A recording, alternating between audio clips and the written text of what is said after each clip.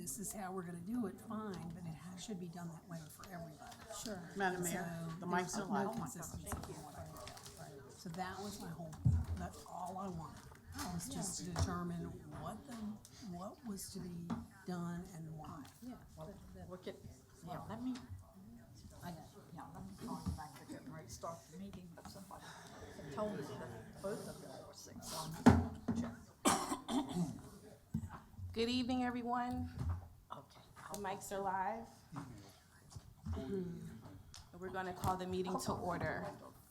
Madam Clerk, can you please proceed with the roll call? Mayor Gore, Here. Vice Mayor Bennett. Here. Councilor Randolph. Here. Councilor Holloway. Here. Councilor Parton. Here. Councilor Denton. Here. Councilor Pelham. Thank you.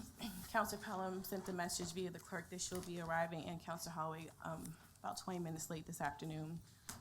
I'm going to proceed with the welcome. Just want to thank everyone for joining us this afternoon.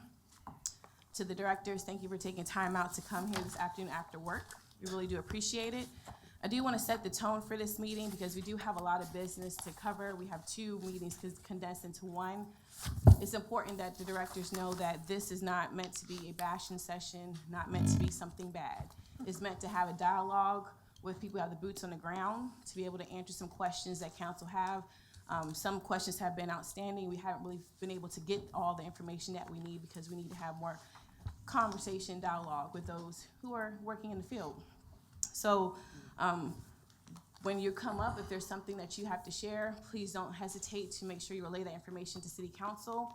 Also, I know some people have a tendency to have higher level answers. It's okay to dig in a little bit deeper so we can fully understand what you're dealing with, because the goal is today to make sure you walk away with some resolutions and some plans to help everyone out and to address the audits and what we need to do to move forward.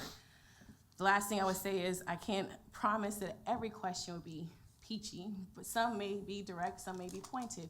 And when that happens, it's okay. We're just trying to get to some issues and get some questions resolved. So I hope everyone got their meal. If you haven't, you need to eat. Make sure you go in the back, grab some food, grab your dinner, and just rest your mind. We're just here to make sure we work together as a team. And the same thing goes for the policy discussion. The Vice Mayor in particular requested to make sure directors are at the table when we have this conversation to make sure we understand everything that you guys are facing, make sure we have all the points when we're making decisions.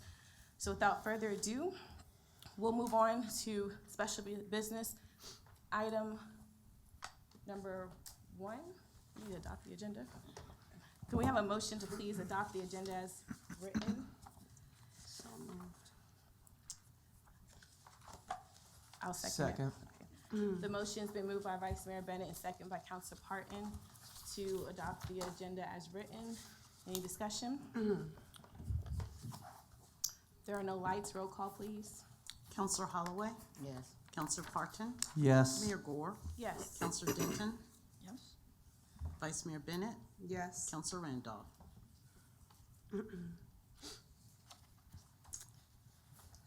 Councilor Randolph. I'm thinking. There was something that was taken out of last week's, and I wanted to include it back in, and it's not included on this. It wasn't an agenda item so much as it was something that the city manager brought that I thought was part of what we were talking about with procurement, and I wondered why we had excluded it. So I never was told why. I called Ronnie today when I I'll got my interject for package. 1 second. We do have a motion on the floor to do a vote to adopt the agenda as written. I asked No. for discussion. Thank you. Okay, the motion passes 5-1, because we have 1 absence. Okay, we're gonna move on to SB1, Munis implementation. I'll give a brief overview before I pass over to city manager. This was requested during the audit meetings. I don't know if it was the first meeting or the second meeting.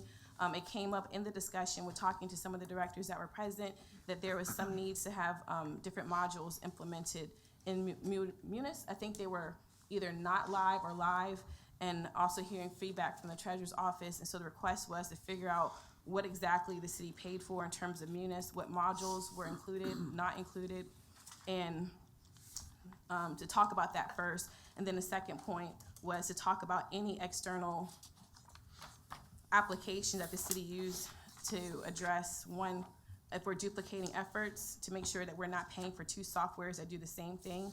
And then secondly, Councilor Randolph brought up some questions and concerns about some of the software that council purchases. And during the discussion, I asked for her to hold it for this conversation to see if we can have those grouped into one and go into one person's budget, preferably IT, to be able to pay for all city applications. So I'll hand over to city manager to talk about first the Munis implementation and the modules, and then second to talk about external applications. And that'll Thank you, Madam Mayor, members of council. Have a Munis implementation update memo that you should, I believe, have in front of you. It should say second revision. That revision is a result of some questions that were asked this afternoon and some clarifications. In general, as staff that's been here for a while and knows, we began implementation of Munis in September 2014 with the financial package. That was followed by our tax package in 2016, business license May of 2016, real estate in 2016, the permitting software package in May of 2016, also Encode in July of 16, the payroll package in July of 2017, and the work order in February of 19, and we just implemented finished this year in March with the implementation of TIMS, which is the citizen complaint software piece that allows us citizens to input their concerns or questions, and then it's routed to the appropriate department for review. The one piece of the work order system that we're still working on is the fuel aspect at Public Works. We're still waiting to do that. That's still pending. And the total cost to date for all of this, so it's turnkey, which is inclusive of the training that we had up front on all of this, is approximately, let's just call it $720,000. And we budget $81,000 annually for the license and maintenance fee for Munis. And we've had some discussion of additional modules to look at, one of which would be the auto bank reconciliation piece for school. If schools were on Munis, then schools, city, and the treasurer's office would all work together with that piece of the auto reconciliation. And then we have, with regard to some of our work order, the work order piece of the application, so I always want to call it WTRF, Hopewell Water Renewal. I have to get that through my mind after all those years. Was working on utilizing the work order system, but found that issues when they transfer items from their current work order system, which is listed as a third-party vendor below their Inform data stream, that there's been issues with that data being lost as you import it into Munis. And we were not willing to have that happen, so we've put that utilization of the work order system at water renewal off until Munis can find a fix to where we won't lose that legacy data. We don't want to lose that data as we make a transfer, so that has been put off also with the work order until a fix can be prepared by Munis to address that issue. We have several different third-party vendor softwares. Our police department uses TimeForce, which is a time and attendance software package. The annual costs for that is about $2,780. We have several software packages within 911 dispatch that aid in that whole process. Annual cost of that is about $15,580. Our HR department uses NeoGov, which is an HR software, and that's about a $200 cost annually. Parks and Recreation uses RecTrack, which is a recreation management software system, and that's about $5,800 annually. Social Services utilizes Thomas Brothers, and CSA will be moving to utilize Thomas Brothers. That's an annual cost of $2,000 per, so that will be $4,000 once CSA has implementation of that software system. Treasurer's Office has PayMantis, which is a credit card processing. That doesn't cost us anything because they're charging the user. And then we still have, they still have some data on the old legacy system of the EGTS. We keep that around as a reference back, so we don't lose that historic data. Fire uses Image Trend and a billing bridge for their EMS cost recovery. That's a cost of about $11,500 a year on a maintenance. Public Works uses a software called Faster, which is for garage, inventory, and workflow. That annual cost is about $2,030 a year. Real Estate has ProVal, which is our assessment software system. That's annual cost of about $1,325 a year. Development has ESRI, which is our GIS software system. That's about a $25,000 a year cost. Water Renewal has PaperStream, which is a document imaging management system, basically software that came with a scanner. So that doesn't have a cost to us. It's just with the software they use when they scan the document. N4 DataStream, which is a computer maintenance management system, which they utilize for not only maintenance work, their work order flow, but also maintenance in terms of their equipment and general maintenance issues around the facility. So that cost is about $27,300 a year. And that's the one where we're trying to work through with the data integration issue and not losing the historic data that we currently have. They also have a time and attendance software system called Swipe Clock. That's about $1,500 a year. And then there's some, and the clerk can forgive me here, we have in the clerk's office, I grouped within the clerk's office, and the one I wasn't sure about was the city code aspect of it, but I grouped it there just for now. Poll, which is our citizen survey software, which I believe was about a $6,000 fee, and then $50 per counselor, and then one for the city to have, so that was another $400. So that total cost is $6,400 a year. The Just FOIA, which is our FOIA software, that's about a $5,000 annual cost. The city code, so we have MuniCode online for our city code, that's about a $1,400 annual cost. And then MuniCode, which is our agenda meeting and software management software, that's about a $3,800 cost. So those were the third-party vendors that we've identified. At this point, I'm sure there's something out there lurking that we didn't catch, but that gives you an overall understanding of how we move through our Munis implementation. There are other modules, like I said, that I think we're looking at. There's also a Munis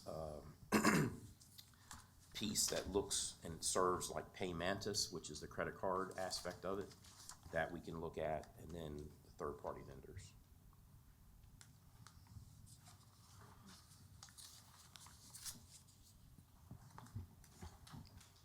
Thank you. I'll ask questions first, since this was the request I had. Pass the gavel to the Vice Mayor. The first question I have is, I know that you said there's some modules that you're looking at for Munis, but are there modules that we have paid for that we have not used? Not that I'm aware of at this point. I think we've worked to implement, and I'll let where's Ms. Mankirk? She can correct me if I'm wrong. I don't believe that there's any module of Munis that we have that we're not working to implement or haven't implemented already.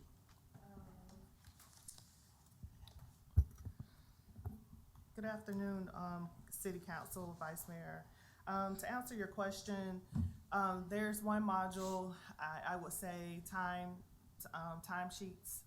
Majority of the city is not, they're not on timesheets. A lot of the departments have their own individual record, timekeeping record.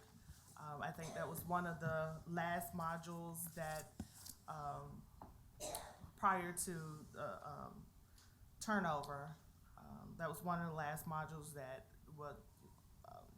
my predecessor was about to go around and try to get every department into our timekeeping software.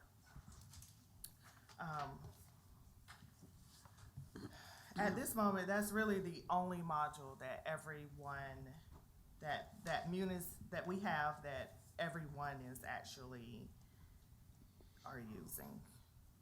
Okay, I have another question. you may be able to answer this too, or piggyback to city manager. Are there any other modules in Munis that are live, but people are just not using them? We have some parts of HR that's live and ready to go. We're unable to use it because our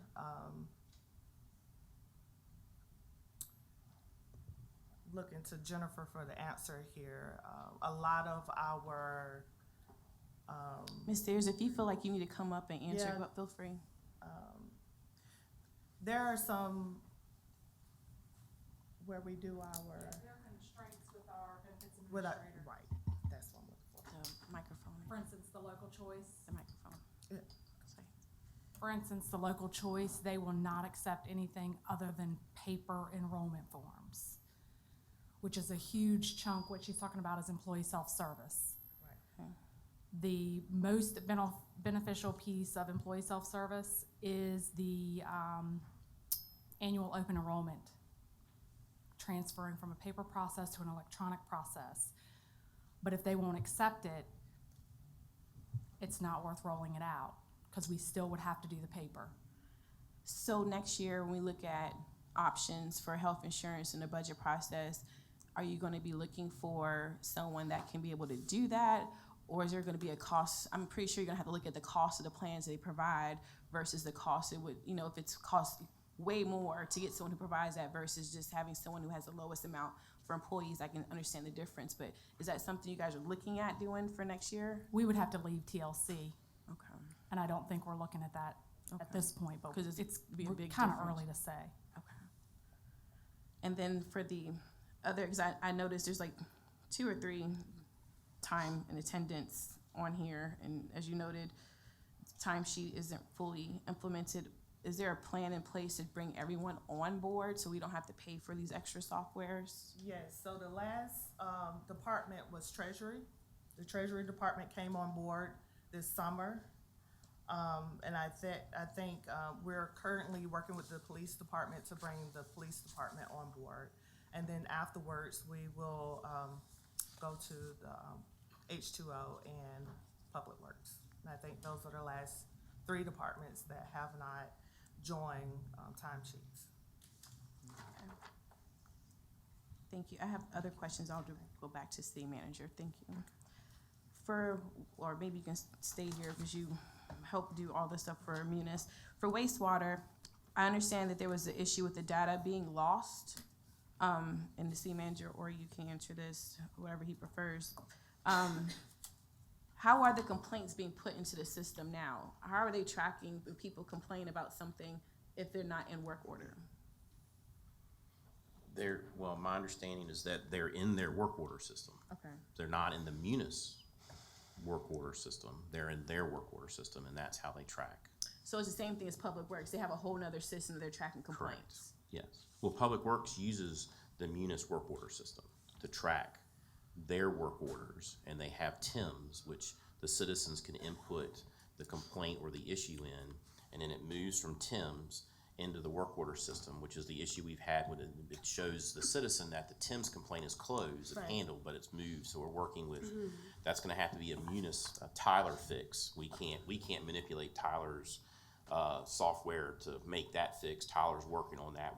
We along with other communities have noted that to them. But right now, Public Works uses work order to do theirs, and Water Renewal utilizes the N4 data stream to manage their work order system. Okay, so I had the terminology backwards. TIMS is where the constituent complaint module that we have the citizens going to. Public Works has work order, wastewater renewal has a whole nother separate. So my question is, how are they tracking the complaints that come into TIMS? Is there nothing related to that in TIMS? Not at this time. So if they have complaints related to that department, how would they know where to file a complaint at? They contact our office and we send the complaint down, or they receive phone calls themselves with regard to complaints, whether it's what people perceive as a pipe leak or a backup. Typically if there's big issues are the sewer backups, and that people end up calling dispatch with regard to that, and then those items get dispatched immediately to address. But people call down to water renewal, or call our office, or even to dispatch, and those items get sent to them, so then they can put it in their work order system. Okay, so I'll save the rest. I have more questions, but that particular piece, when council asked for monthly reports of complaints, we asked for TIMS because we know people are doing there. We asked for a work order for public works, we know it was separate. Then we need to add theirs to that too, because we're not getting any data about that information until you guys figure out how to fix it. But the other thing, I know council had a pending request to get an update on what is the process with Munis. I know you said that you guys put in the ask for them to try to address work order. Have we gotten any feedback about where they are? We're trying to make sure the systems talk, and is there a manual process in place that once the complaint goes in, I know it's gonna close, we understand that, but are people following up in the TIM software so citizens know that just because it's closed, it's not resolved? Because that was the complaint we were getting back from people. So I don't know where Tyler is with the fix at this point, but we're working on trying to figure out the way to not, and I don't know that not closing out the TIM's complaint is the appropriate terminology, but we're working on a methodology to do that, so people will know that it's being handled from a work order perspective. Okay, we just gotta keep checking on that. I have two more questions on my list. The other one is, I remember, and I could be wrong, but Mr. Spicer, when we talked about the audit findings, I thought when I asked you what was laser reconciliations, I thought it was something that your department wasn't following up on, but the auditor said you guys were doing them timely, but then there was the issue with something needed from finance. And I believe it was another piece of software. I know treasurers, is that correct? Is there something reconciliations needed for, I know there's something for Thomas Brothers for CSA. Thomas Brothers. That's one piece. And then there was something else with reconciliations that we needed. That was nothing else in Munis? That was just another process internally? Okay. Yes, right. So with Thomas Brothers, social services is implemented Thomas Brothers, correct? So CSA is just waiting to get on board, but they purchased it. The And- CSA module of Thomas Brothers Has been purchased. Yes, But it's not there are two different modules, Okay. CSA and social service. social services. There are two different softwares. They function differently. Okay, and I see Ms. Brown in the back there, and I remember when we tied this conversation, you said you volunteered to try to get it up and running because of the time it was taking finance to bring you guys on board. Is that still the plan, or do you need assistance in getting this up and running because you have other work to do as well? And plus, thinking about putting it together yourself.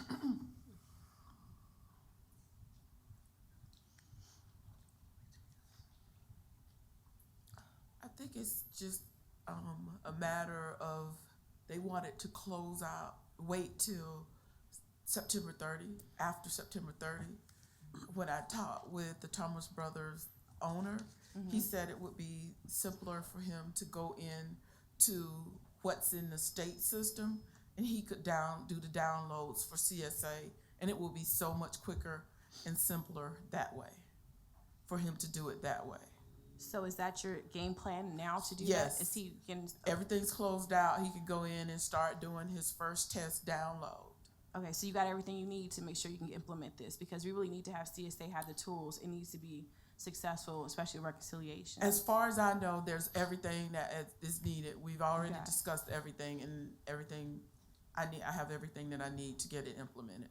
Okay, if there's a hiccup in that process, please relate to city manager so you can let council know where you are with that. If something is missing, it'll be because I need to go in and download something from the state, but it's nothing that anybody else in the city needs to do. Okay, and Mr. City Manager, my last question, is there anything else on here in terms of workflow? I see different things regarding workflow, tracking, different documents or processes that can be transferred to Munis. Is there any module that can supplement some of these software so we can get rid of them and just have Munis? Well, I mean, that you know of roughly, or does the IT director know of anything that Munis may be able to offer think the time and attendance piece, Yeah. with the exception of, and I don't know what ultimately the plan is, but I know that at Public Works, they still use an actual time punch clock, with the card and punch it. So, and that's how the hourly employees, and I remember it when I worked in Public Works, that's how it was. So that's still in utilization, but the time and attendance obviously is something that we can look at. And I don't know off the top of my head, if there's the workflow piece that you mentioned, thinking about the garage aspect. I don't know if there's an inventory workflow piece specific to what they do in the Public Works garage, dealing with scheduling and maintenance of our vehicles. Okay. But No. Anything else? So city manager is correct. Mr. Reed Miller and I, we discussed, Parks and Rec module today. And so, we are considering, moving his current Parks and Rec over to Munis. So that's the last piece. Okay, and just a reminder, the October meeting, we did ask for a draft policy. Is gonna be on a legislative committee. I have to give that to Mr. Bragg to talk about the purchasing for third party, because it did come up several times. Items being purchased without consulting IT, and then there being issues with it. And so council wanted IT to be the one vetting all IT purchases, and it can't be done unless approved by IT director and city manager. We talked about that in the back, and we asked about it since then. And if there's any other recommendations regarding, I know there's been a lot of updates in terms of bringing us to 21st century, and a lot of stuff is old. And IT is really the heartbeat of the organization when it comes to being able to email, make phone calls, scan, how to do your business. So I know there was a request to have a strategic plan from IT. I know city manager worked with you on that, and I know we never put it on the agenda. I know you have it because you gave me a copy of it. If we can look at probably doing that too, so everyone can be up to speed on what we need to do to bring up our infrastructure. And if there's any recommendations in terms of, I know you're taking your time out to update computers and things like that. I know that if people purchase computers, software without having the background, maybe it might be best to lease computers or have some type of way that we can have tools set aside that we can have, more cohesiveness. So if that's something you can add to the October agenda with the city manager, the policy that we're asking about, your strategic plan conversation, and then any recommendations in terms of IT equipment, computers, printers. Did everybody get a copy of that? This is a while ago, as I'm saying, he did not send it out to everyone, so I'm asking for it to be on the agenda. The plan was to have it on the agenda, we just never did it.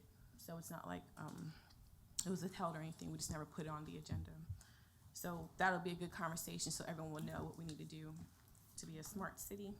And I think you had initiatives of smart city that you talked about, and Mr. City Manager talked about too, so that'd be a good chance. Next week, to bring it right? up. Right? Next week, right? Yes. Going to the conference, Smart Oh, City for Conference. smart city, Yep. really? Oh, cool. All right, So just to be clear, when the October meeting, Ms. Manker will be at the Smart City Conference next week. We're doing the agenda now, so we're talking about the second meeting. yes, if that's available, if not, we can move it to November, it's up to you guys, Second meeting sounds good. okay?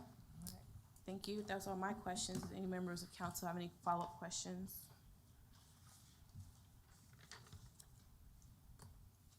Okay, there are no lights.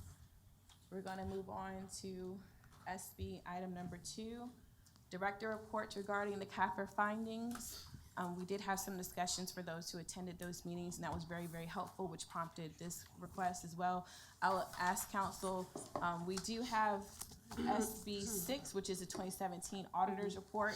I don't know if it's possible for you guys to pull them up side by side, and you can see when they go through the presentation what we haven't missed.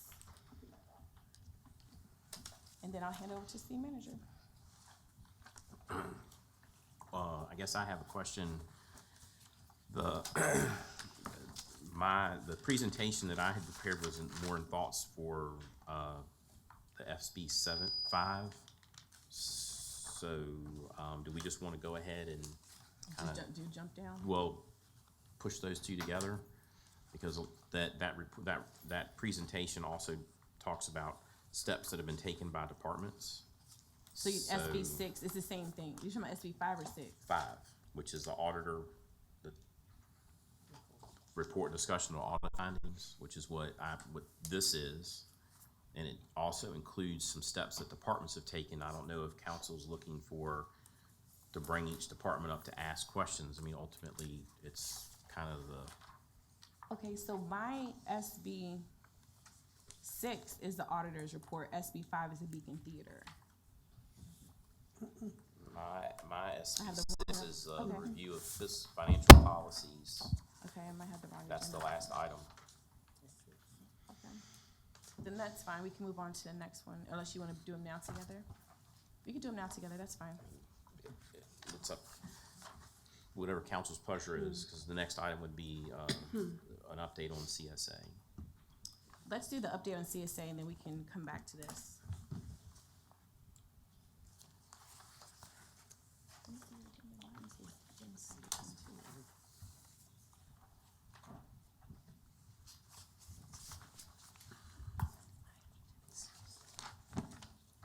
If we're going to be moving things around, do we need to amend the agenda?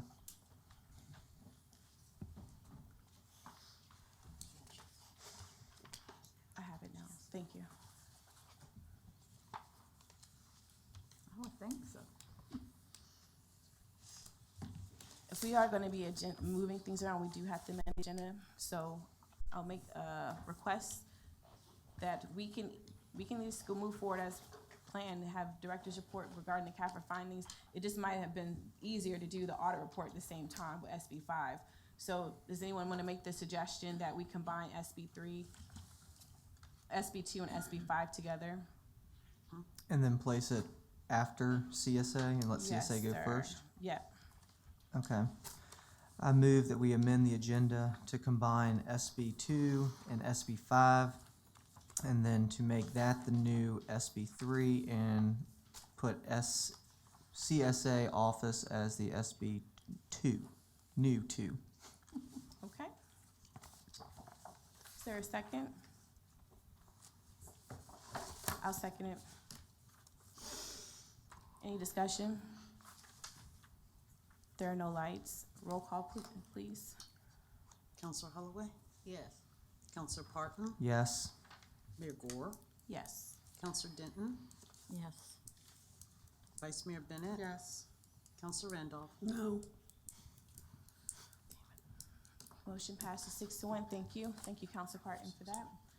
All right, Ms. Brown, Director's report regarding the the audit report for CPMT and CSA office. Mr. Altman, I don't know if you want to pitch it off first and let Ms. Brown chime in, or do you want to go straight to her? Ms. Brown, our CSA coordinator's here. I think she's prepared, and I think you had some information at your seat at the last meeting. And I'll turn it over to Ms. Brown. And before, I'm sorry, and we also have Counselor Denton, who's the council's appointee to CPMT. Hello? Is there any particular questions of interest that the council and Madam Mayor and Vice Mayor Bennett, did y'all have any questions? Yes. So first I would say, I'm sorry, but can you move your microphone down a little bit more because it's up high? First thing is, this was asked to be on here because due to the audit meetings, there was a request to have this information at that time as to where CPMT, CSA was with addressing the audit report.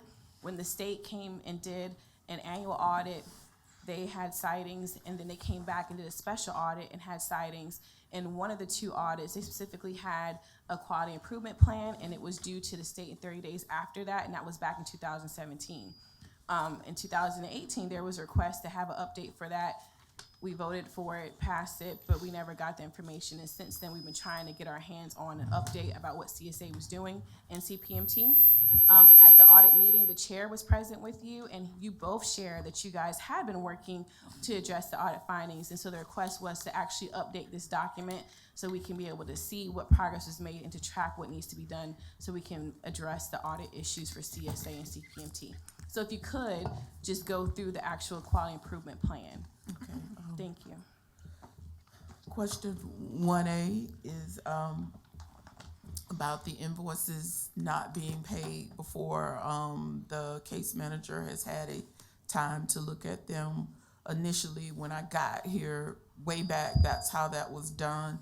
And I kind of pushed for them to have to look at it first, because it made more sense to me that they would have to see something before it gets paid. And I started that, I think, before she had even came back the second time, but she cited it because it was in the first time she had came back. So And- that was what the issue was. And I'll just say for the record, you were not hired when the audits, when the work in the audits were, Yeah, completed. when- So the public needs to know that you were not the staff member No. that was responsible for No. these things. So just, that's good. All right, so that was regarding paying invoices. Yeah, and the ineligible independent living service, there is a program called Fostering Futures, which a person, when they turn 18 years old, they automatically go into that. They can automatically go into that situation. So the situation that happened that you read about, it won't happen again, because there are services for people who have turned 18. Before there really wasn't, but now there are services to assist foster children who turn 18.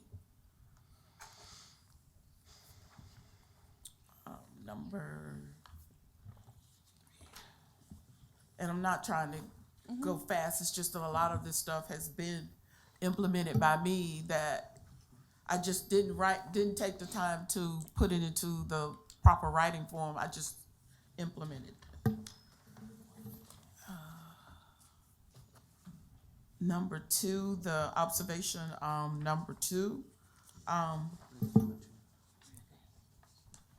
A lot of that came from the initial audit that was completed before I even got here in 2015, where she found that there was no accompanying documentation in the files. And of course, Going down. the city has already went through that and made a plan with the state to take care of that. What happened as a result of not having the accompanying documentation in the file. We always make sure that there's accompanying documentation before we even hear the case at the FAP team. If it hasn't been turned in, we will not hear the case. That way we ensure that it's done.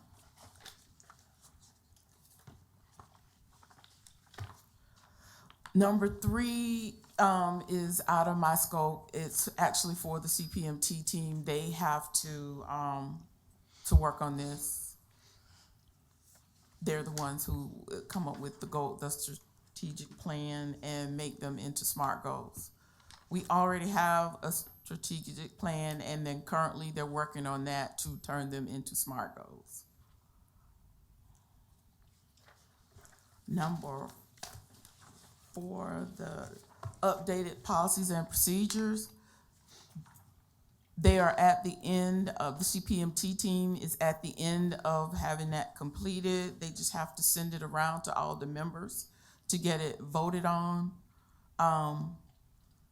And then it will be finished, but that's probably gonna take another month or so, because once you send it around to all the members, like council has the right to, they have the right to go in and suggest changes.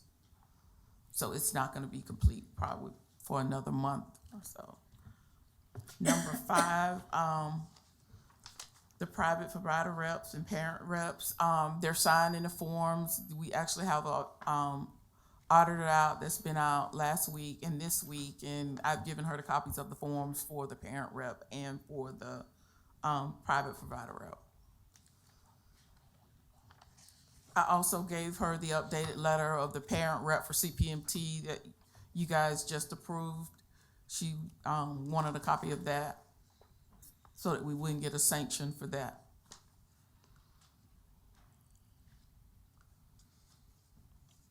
Number 6, about the health department rep, Ray Spicer secured the health department rep, and so now there is a health department rep.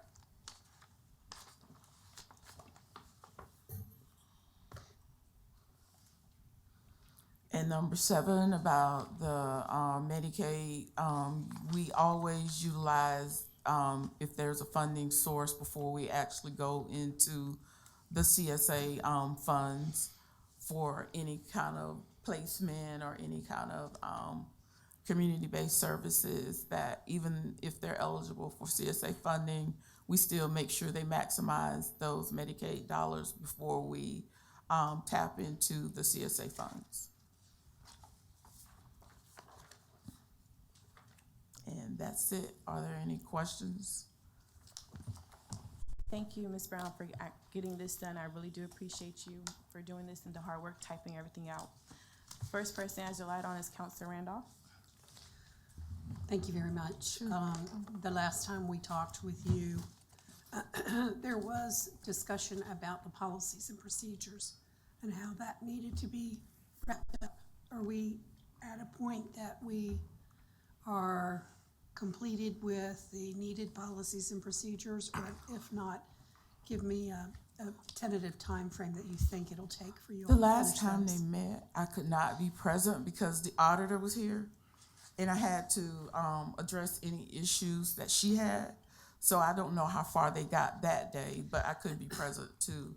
And I haven't heard anything pertaining to how far they got that day, because I was following the auditor around, making sure she had everything she needed, and they met somewhere else. They usually meet in my conference room, but I don't know how far they got.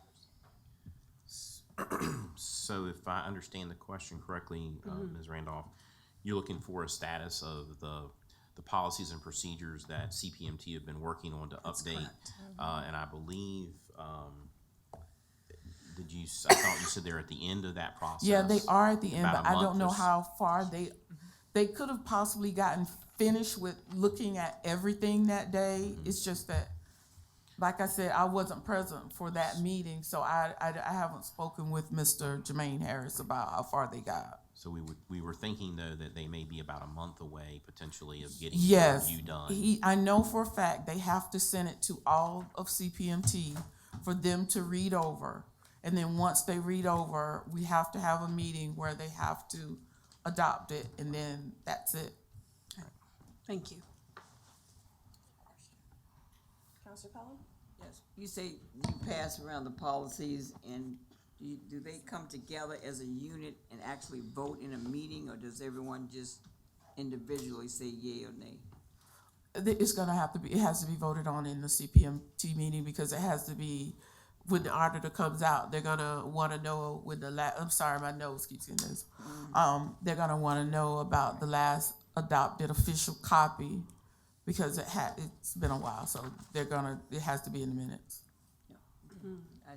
I didn't get that, so thank you. Yes, it will be in the minutes. Yes, ma'am, thank you. There are no lights right now, so I'll pass the gavel. I had a question about policy regarding the documentation that you said earlier in terms of making sure all the documents are included in the packet, because in the previous audits, it did say that there wasn't documentation that services were being rendered and all these different things that needed to be verified before people were getting paid. You've started that, which is a great practice, but I would make the assumption that there is no policy to back that up because the policy procedures haven't been adopted yet, correct? The old policy actually had it in there, but they just were not, my predecessor was not following that. Okay. It was actually in the policies and procedures that they had, it just was not followed. Okay. My next question is, and also, Mr. City Manager said that Councilor Denton is on the committee, so anytime, Councilor Denton, if you want to chime in and answer some questions that are related to CPMT since you're on it, that would be helpful, because she's just the CSA office coordinator. My question is about the policy. Is I saw the target date in the packet had March 1st, 2018. It's October 1st of 2019. What was the problem with getting them done a year ago? And also, the audit was done in 2017. And the first thing I really want to share is we did not, and I talked to you at length before previous times, council, I would say all of council wasn't aware that the first audit had happened with CPMT, let alone a special audit from the state.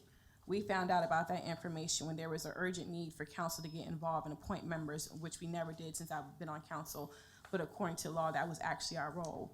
So we kind of got, I'll say I was blindsided when I learned about the audits, especially reading the audits and finding the findings.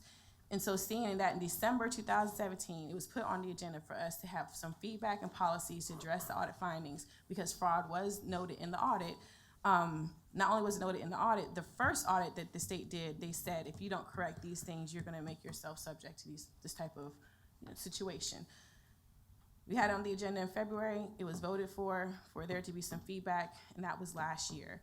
And to hear now that they're a month away from adopting policies, a year and some change after the audit, I don't understand what's taking so long. And also, what has been done? Ask them. I would just like to say that the policies and procedures are rather long, and we did go over them. I attended. There's no way in the world you could do them at the regular meeting, so we've been holding special meetings, and Wanda's taken us how many meetings? I think we were trying to get it going, and we would meet 3 or 4 times a month.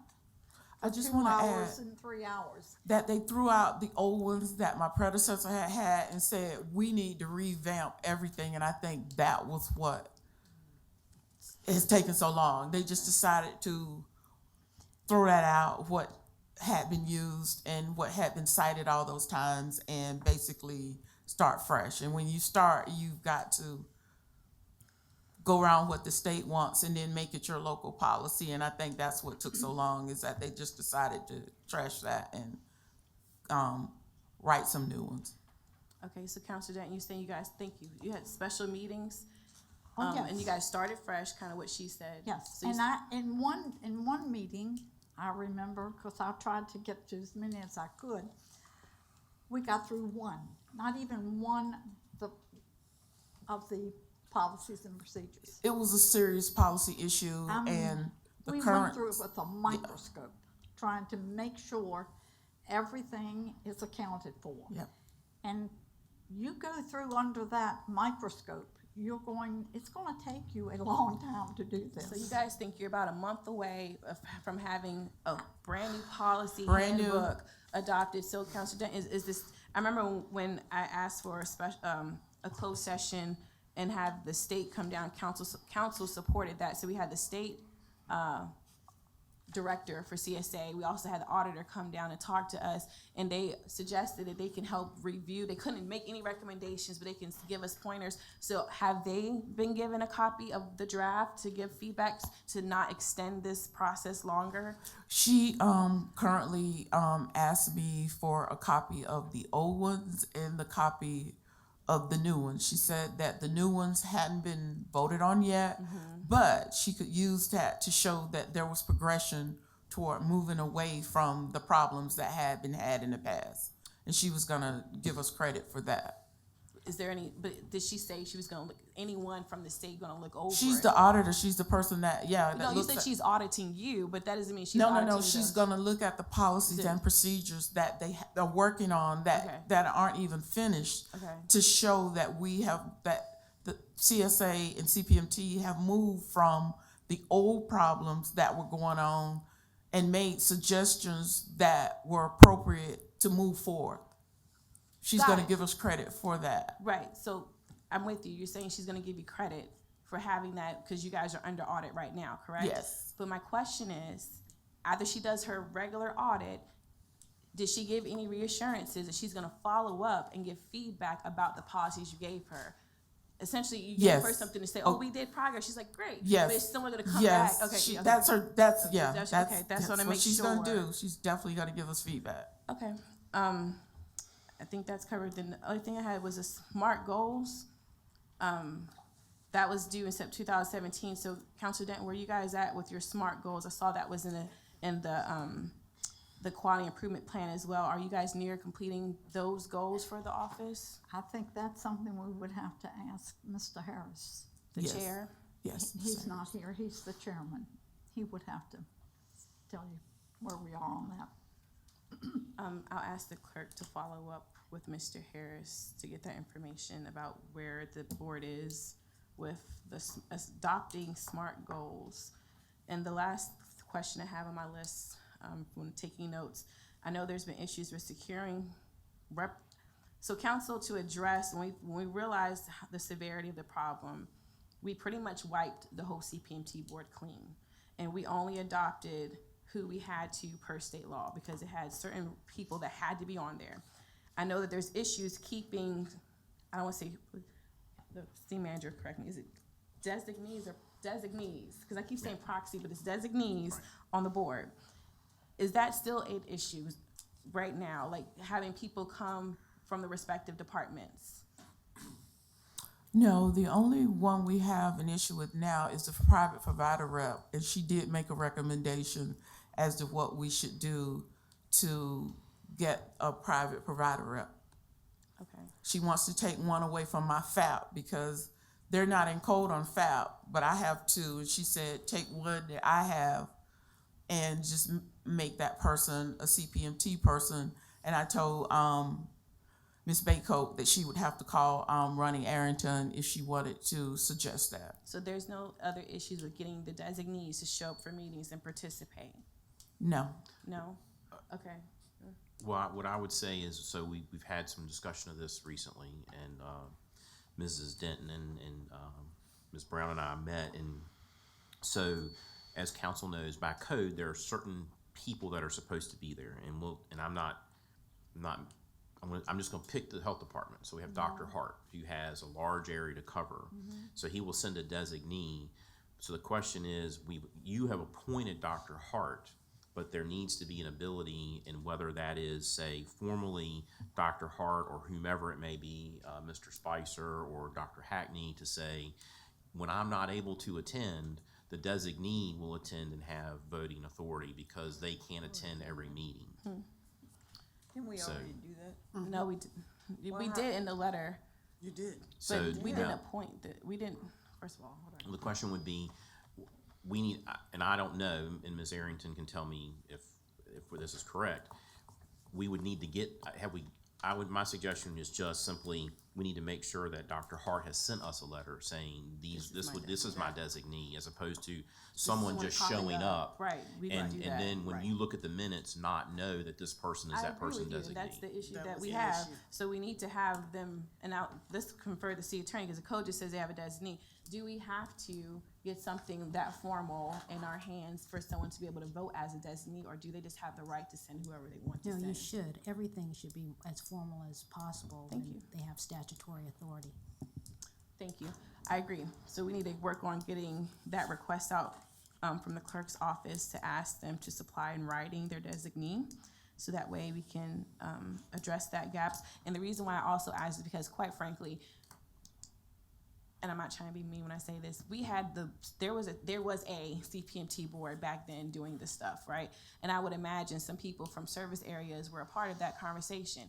We don't need to keep having anybody and everybody attend these meetings and voting on stuff to have a repeat of what we just went through. If they're not willing to commit as a service provider, then we need to look at what we need to do to fill in those gaps, even if it looks at going to General Assembly and asking for an exception to have these people on here, because it's not working. If you're gonna have issues with people not attending, and that's why I really wanted to know if you guys at some point have a gap with certain service providers just not showing up or having a designee. Before we go to General Assembly, we might need to have a conversation to look at what we can do for Hopewell, so we don't have another situation like we did before. So just keep that in your mind. And we're gonna do the General Assembly recommendations in December, so. Okay, I guess I have a little bit of a problem because these positions are appointed by the state. And the positions of the people that serve on the CPMT, their positions. They have to be from the court, one from the health department, one from, social services. The And schools. whoever's the director, we don't pick who they are. It is by their position that they're Correct. on CPMT. Correct.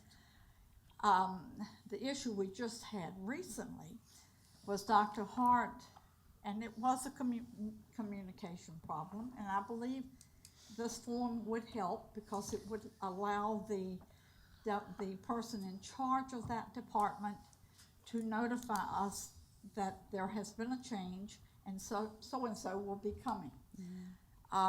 I didn't realize that And when we had one lady who was coming for them, and you went after, excuse me for saying it, but you didn't come to me, and I had a problem with that. You came because to the- I am the liaison for council to the CPMT.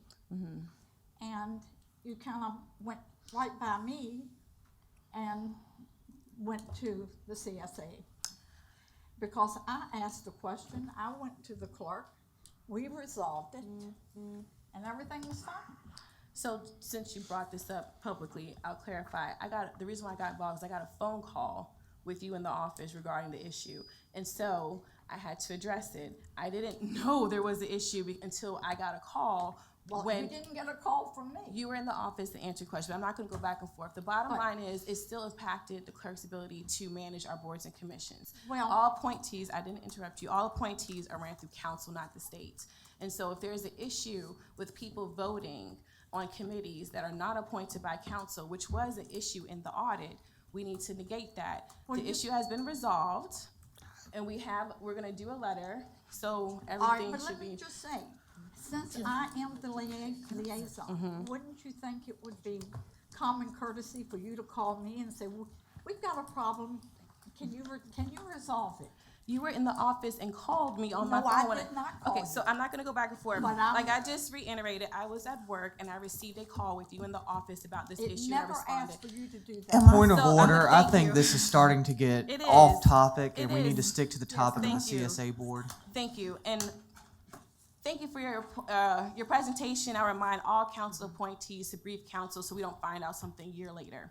So, the policy updates that have been going on for a year, the SMART goals that have been going on for a year, it would be nice if we have periodic updates so we can stay abreast and not have to call you to come in and give us a briefing on anything that's going on with boards that council members sit on. If there's anything else you'd like to add to the conversation, please do, but I would just say, I really do appreciate you taking the time out to type this up. No, thank you. Counselor Denton, do you have something else to say? Isn't that going to be part of our new plan, that once a year, Or should we're I have a going light to on? have them come? City manager give has us his a light report? on right now.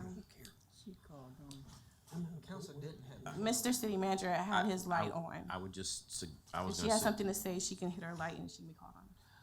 I was just gonna suggest when the letter goes out, if it's amenable to council, and this is just a thought, that if they appoint a designee, you may allow them the latitude to list more than one person. So if, you know, Ray cannot, excuse me, Mr. Spicer cannot come to the meeting, but his designee is on vacation, there's someone that can come, and we're not forced with nobody can show. So just a suggestion, if council would be amenable, that you allow them to maybe list more than one person for flexibility perspective.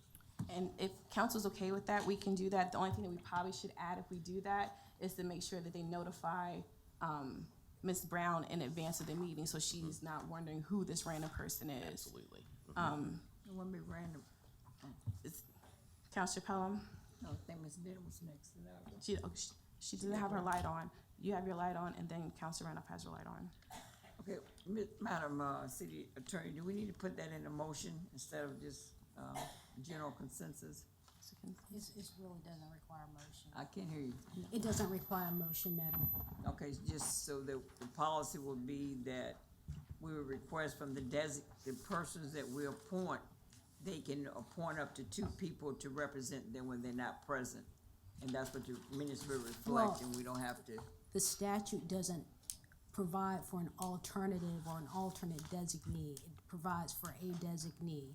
So the point would be simply that in our appointment papers, we would set out who the person is who's being appointed, use the term or designee. In your letter communicating the appointment, provide them instructions as to what they should do in the event they know they will not be able to attend. It's better to have one designee identified for the entire period of time the person is going to be serving on a board. In some instances, because those are 4-year terms, that may not be the case, but that person needs to have on record who their designee will be for a period of time. And this can be done, as a matter of practice, but the more formal it is, the better off you all will be. And so my question would follow would be, because the statute says one A designee, can we as a local board say that we want them to consider appointing two people? No, That you would- don't, no, you can't not add as a to the law. Dillon Rule state. The authority that is conferred Okay, for so- this particular, appointment has been expressly laid out by statute. You don't have the discretion to deviate from that. Okay, so we need one A designee, okay, Yes, ma'am. thank you. Okay, Councilor Randolph is next. I don't have a question now. Okay. Thank you. Did you There are say- no other push your lights. button?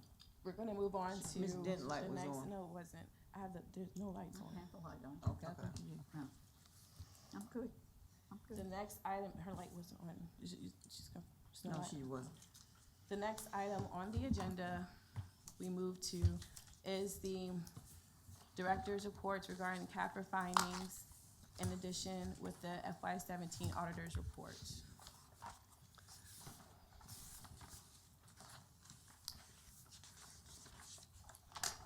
Madam Mayor, members of council, in your agenda packet, you have the report that we put together with regard to the status of the CAFR findings and what actions staff has taken, departments and groups of departments have taken to address our material weaknesses and the compliance findings that were in the 17 audit. And what we use the 17 audit from the perspective that if it showed up in 17, it's a repeat or a new, but if it was addressed and taken care of in 16 and it didn't show up, we've addressed that issue and it's no longer a finding.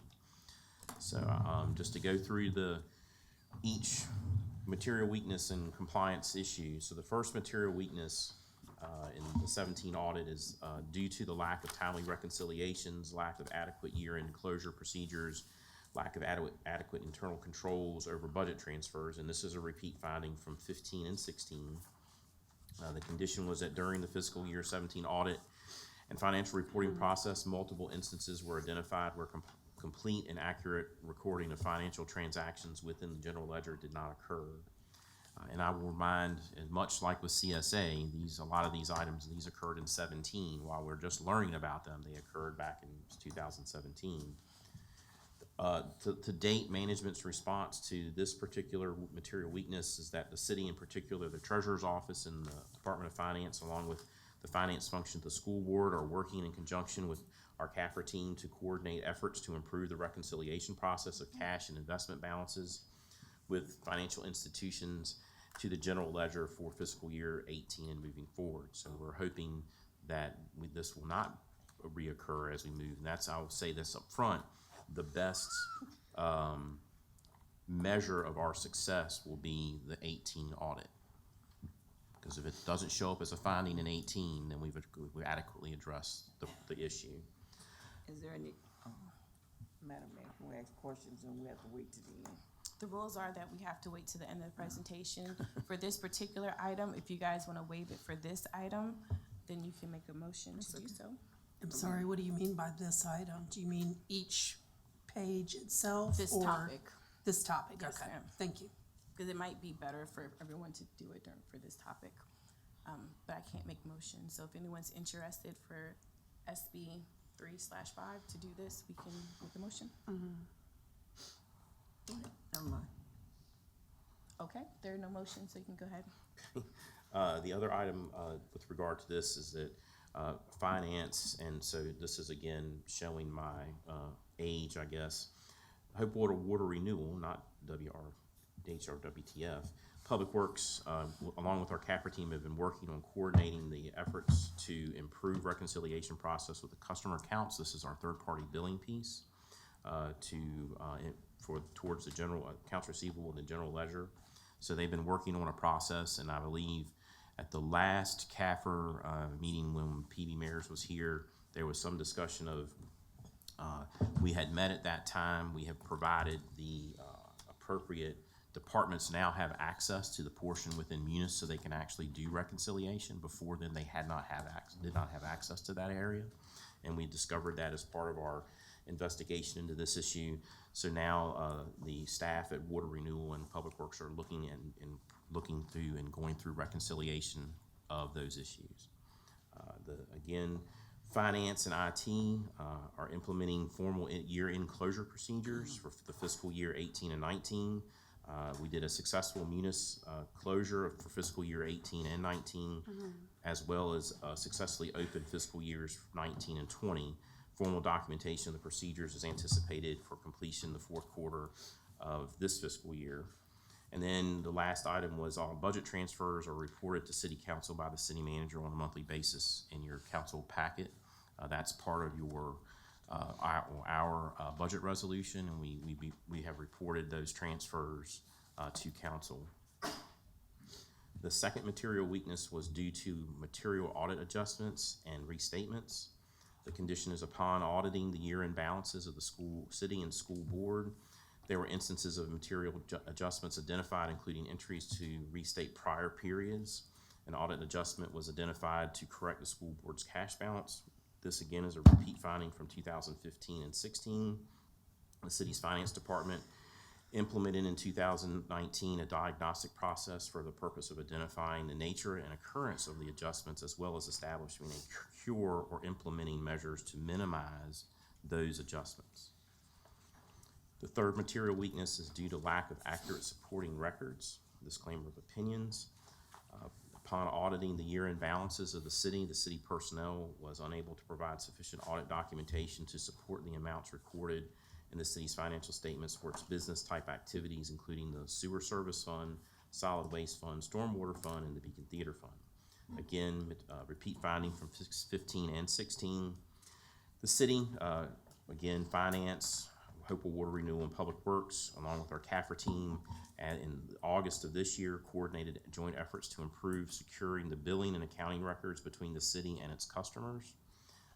Finance, along with myself, in an effort to produce Beacon Theater financial statements, the balance sheet, income statements, supportable documentation was requested from Beacon Management and the Beacon's contracted accountant, and they have been providing that documentation, and we continue to, as we talked at that audit meeting, build financial statements that are suitable for auditing.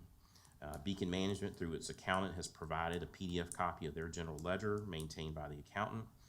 Finance, in conjunction with the CAFR team, have been performing a review and identified disparities in the ledger document provided, and we've been working with the Beacon to address those issues. The next material finding should be 4. My apologies. Well, this is a continuation of the, is that additional documents requested would support the general ledger were made to the Beacon Management, as I'd indicated, and the accountant for the by the CAFR team accountant. Beacon Management responded. Documentation wasn't completely sufficient to support the Beacon's accountant general ledger amounts, nor was the accountant provided any further supporting documentation.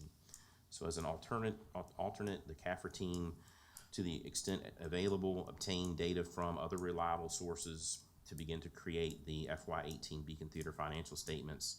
And those sources were the monthly bank statements from BB&T and the SunTrust accounts, invoices to support many of the larger general ledger account balances, Mitchell Wiggins and Company prepared income tax return for 2018, points of sale records to determine food and drink inventories, concert tickets and merchandise, artist audit reports, artist contracts, tickets to buy, ticket sale reports, bank check ledgers to record concert revenues, amounts paid to artists, and production and backstage personnel. The CAFR team continues to communicate and obtain needed responses from Beacon Management in an effort to produce the financial statements with supportable records.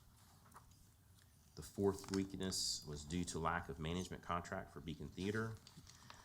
The condition was that city personnel and Beacon Theater third-party management company weren't able to provide an adequate supporting documentation to support the amounts reported in the financial statements as prepared by the third-party management company. Furthermore, city personnel weren't able to provide a signed contract between the city and the third-party management company detailing the services provided and any fees associated. It was noted that city oversight of the Beacon's operation and subsequent recordation of this activity was not occurring in a routine and ongoing basis.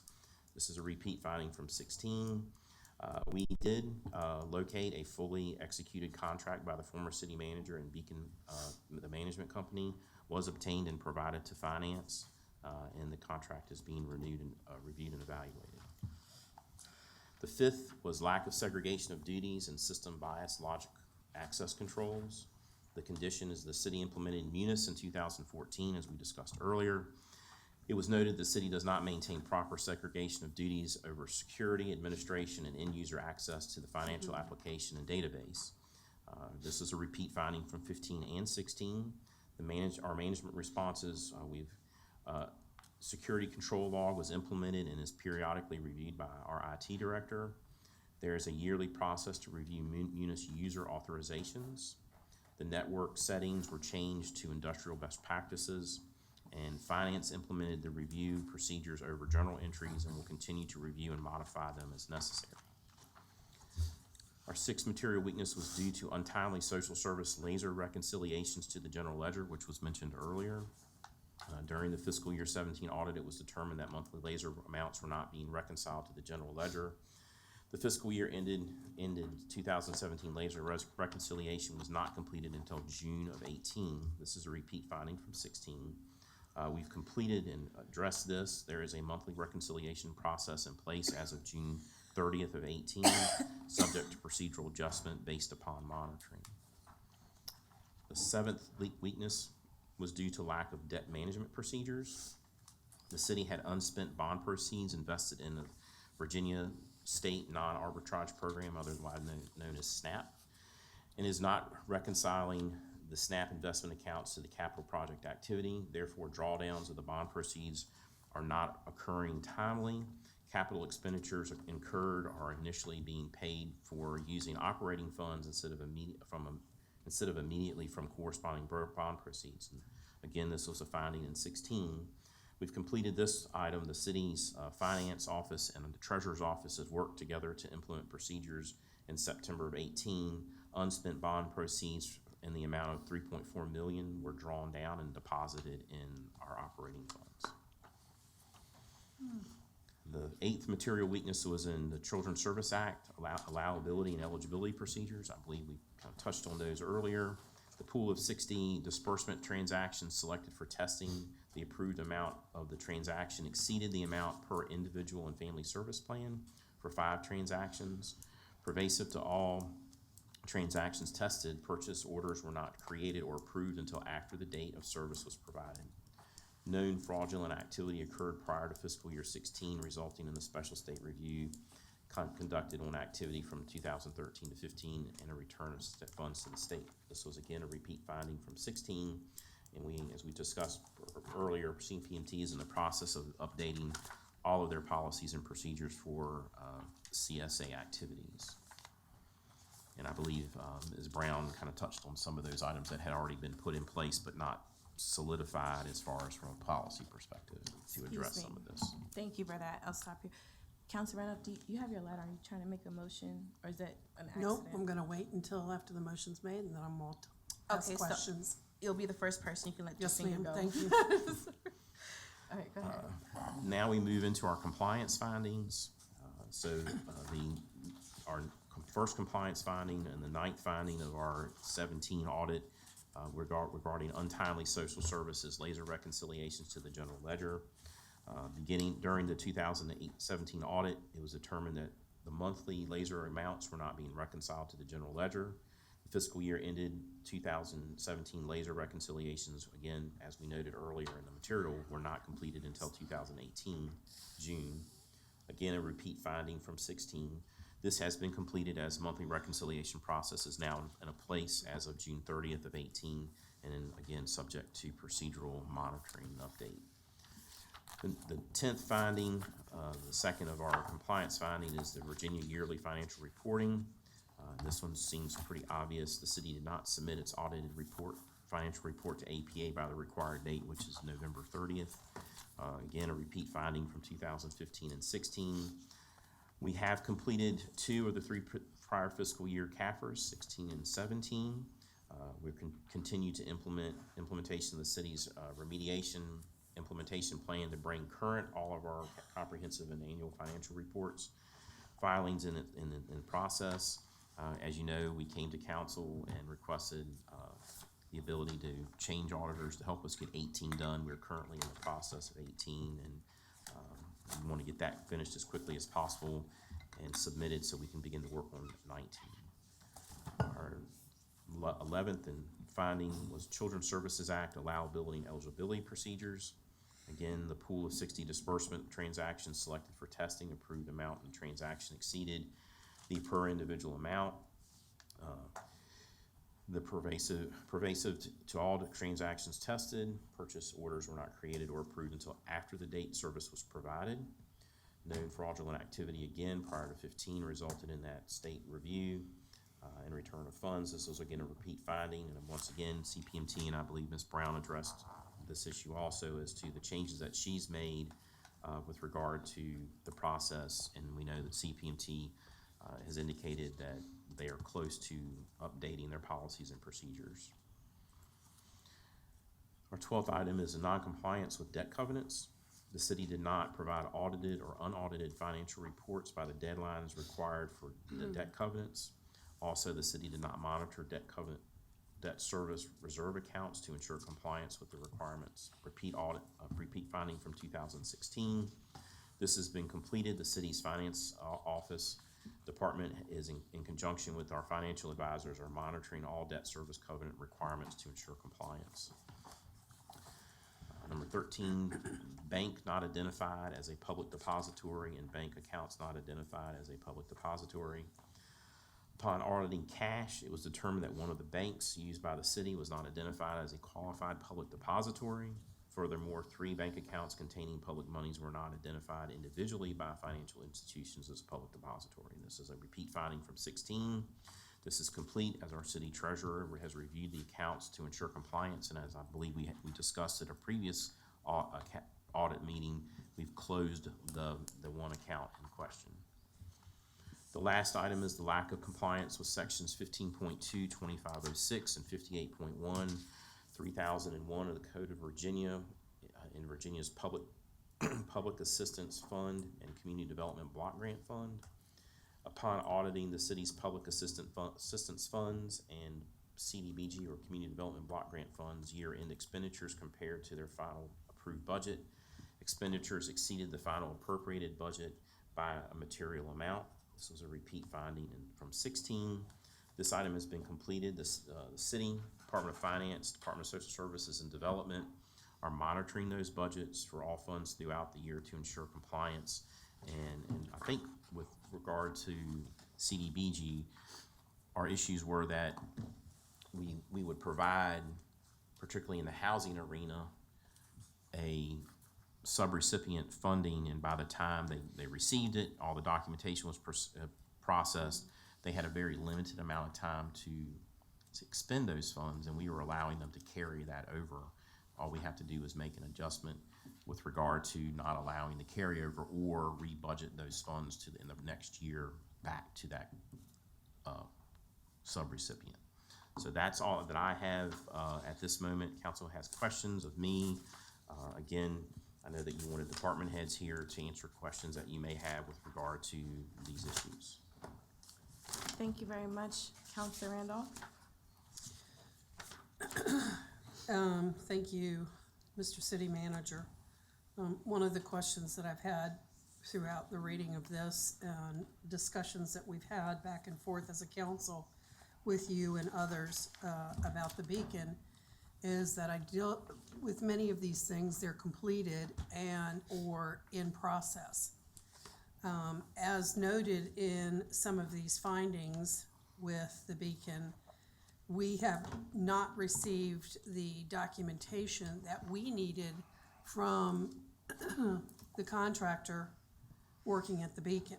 This concerns me that we are still trying to scramble and find resources for their accounting and their information that they should be providing to us.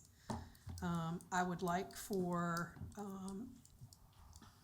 council to have a better understanding tonight of exactly where we are with the beacon finances outside of what we have had to go out and find ourselves and spend time And if you could provide us a little bit of information, to that point, how long it's gonna take us to finish the reconciliation of the Beacon numbers, and how long it's going to take us to understand going forward that this is the information that should be provided to us on a regular basis, and are we going to get that?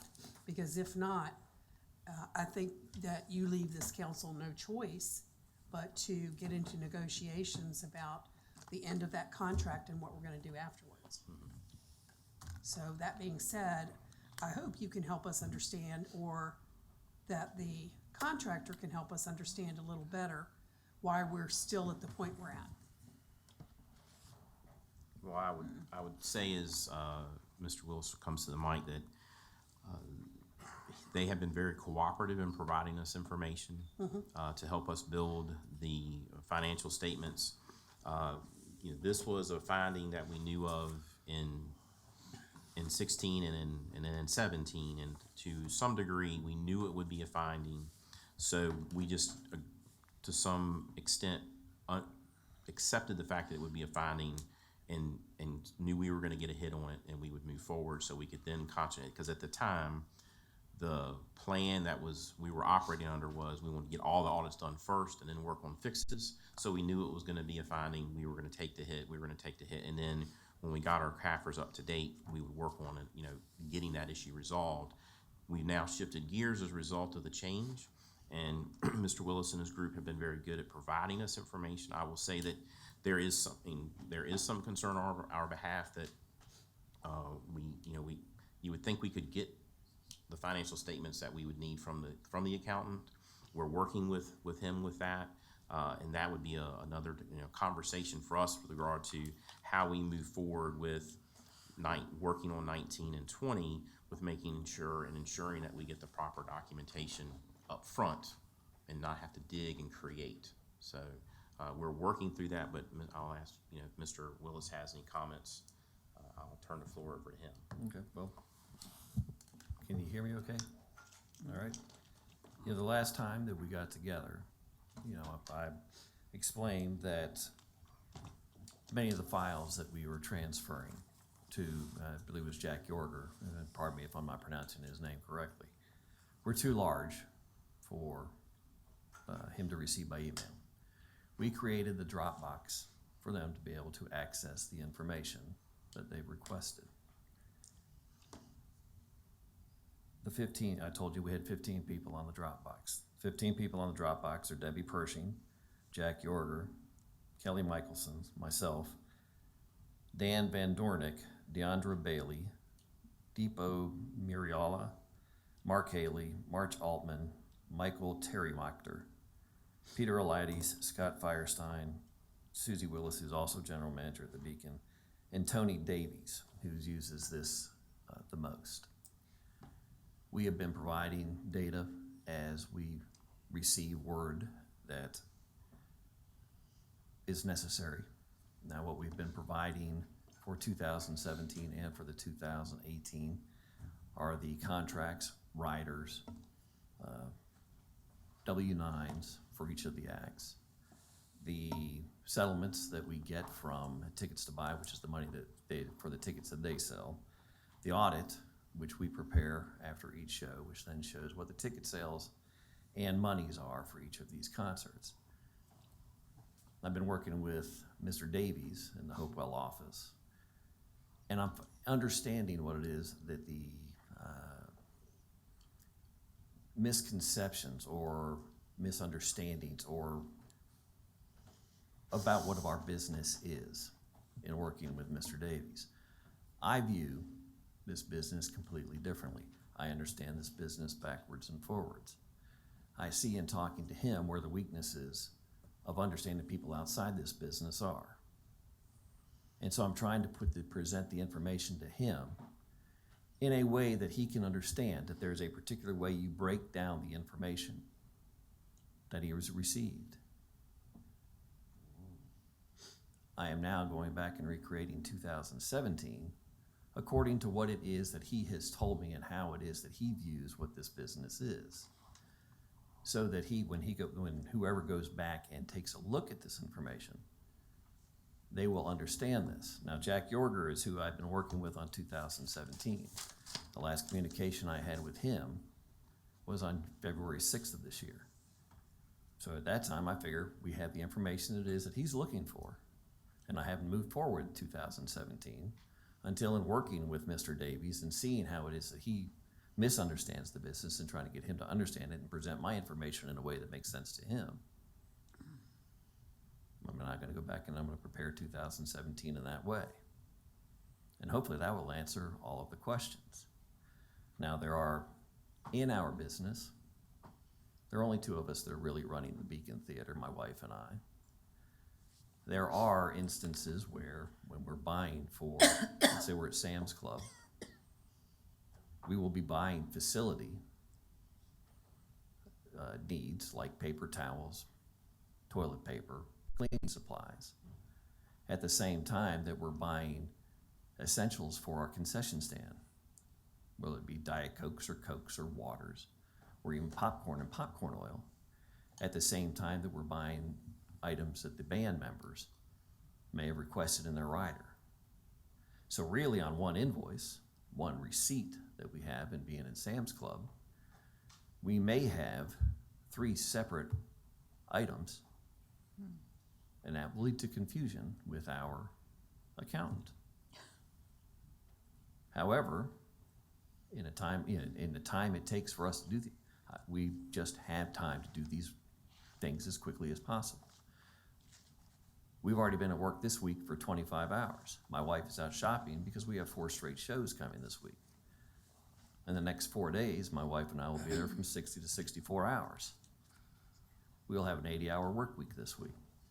So it might seem petty that we don't break down that, okay, we're going to go through this line and we're going to buy these items first, and we're going to buy the office supplies. And then we're going to go buy the cleaning supplies, and then we're going to go buy the ABC supplies, and then we're going to go buy what's necessary for the rider fulfillment. But in the hours that we put in, that's what it takes for us to be able to get the job done. We're not trying to be difficult. We're trying to, as city manager says, provide all the information. But money comes in from many different directions. Money goes out in many different directions. And we're trying to make sure that everything is accounted for where it needs to be. So the information, I said last time, if anybody wants to come over to the Beacon with a hand truck, the information's there. But getting 80 riders, and if we're doing 80 shows in a year, and 80 contracts and 80 settlements, and then having, with the Old Dominion Barn Dance, and part of the issue is we go on sale with the Old Dominion Barn Dance sometimes 18 months in front of a show. So ticket sales will cover 3 separate fiscal years. We've got to figure out how to break that down. Well, that's not something prior to working with Mr. Davies that I was thinking about. Okay, well, I've got shows that had ticket sales in fiscal year 15, had ticket sales in fiscal year 16, and didn't occur until fiscal year 17. We have Loretta Lynn, who has ticket sales in fiscal year 15, 16, and then she has a stroke, and we're having refunds in fiscal year 17. We've got to develop a plan how to account for all of those monies. So it's not we're not a square peg going into a square hole. We're a square peg going into a round hole, and we're having to figure out the ways to make it work. Mr. Davies has been very, very helpful in us figuring out these items. But it is very difficult. But we are getting there. And it still holds. If anybody wants to come into the Beacon and take a look at the information is all there, and we're happy to provide it. But getting someone to understand exactly it is how this business operates and make it fit into a fiscal year, that's where we have struggled. And I appreciate your answer, and I certainly am not trying to say that you're not doing your job.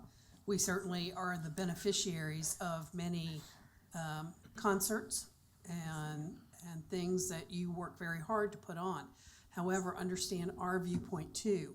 This is not a privately held theater that is utilizing funds that are from private benefactors or those that make the money themselves.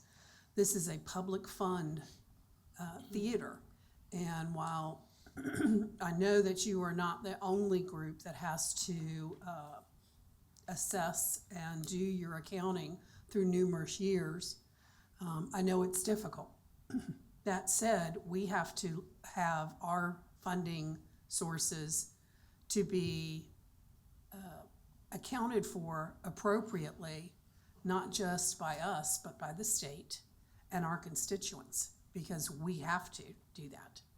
And if this is not something that we can work through, we'll have to come up with another situation. I mean, it sounds like you all are getting on track, but to be quite frank, I would have, thought that this would have come up sooner.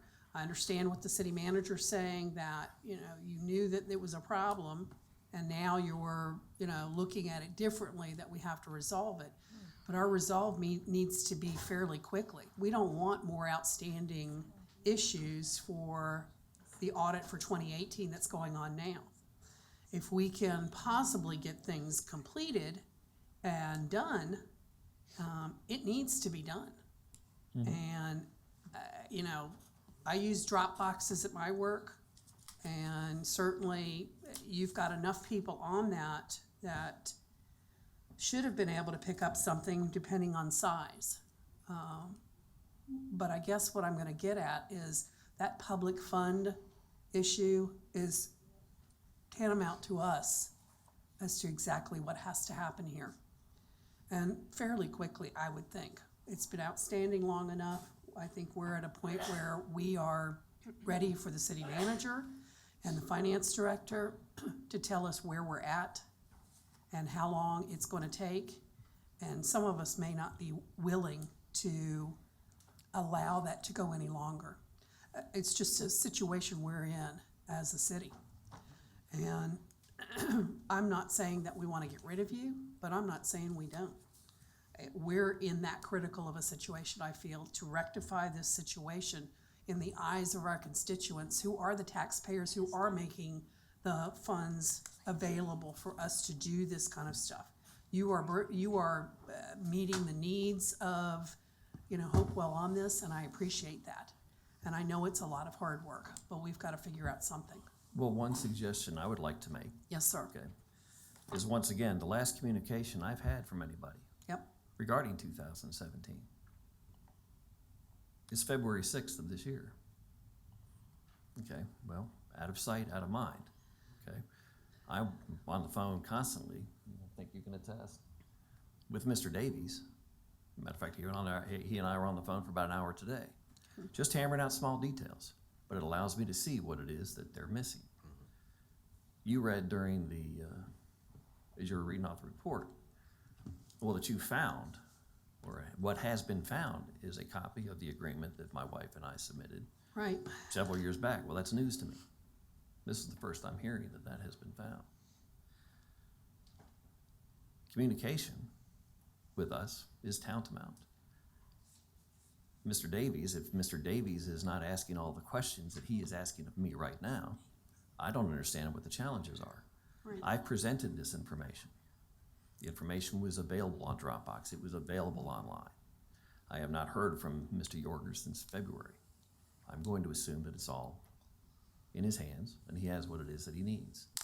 Okay. Mr. Davies has made me understand it needs to be presented differently so that it can be understood by someone who is outside of this business, to see all of the different directions that the money comes in, to see all of the different directions the money comes out, to see what it is that two people within a building are trying to get done. Right.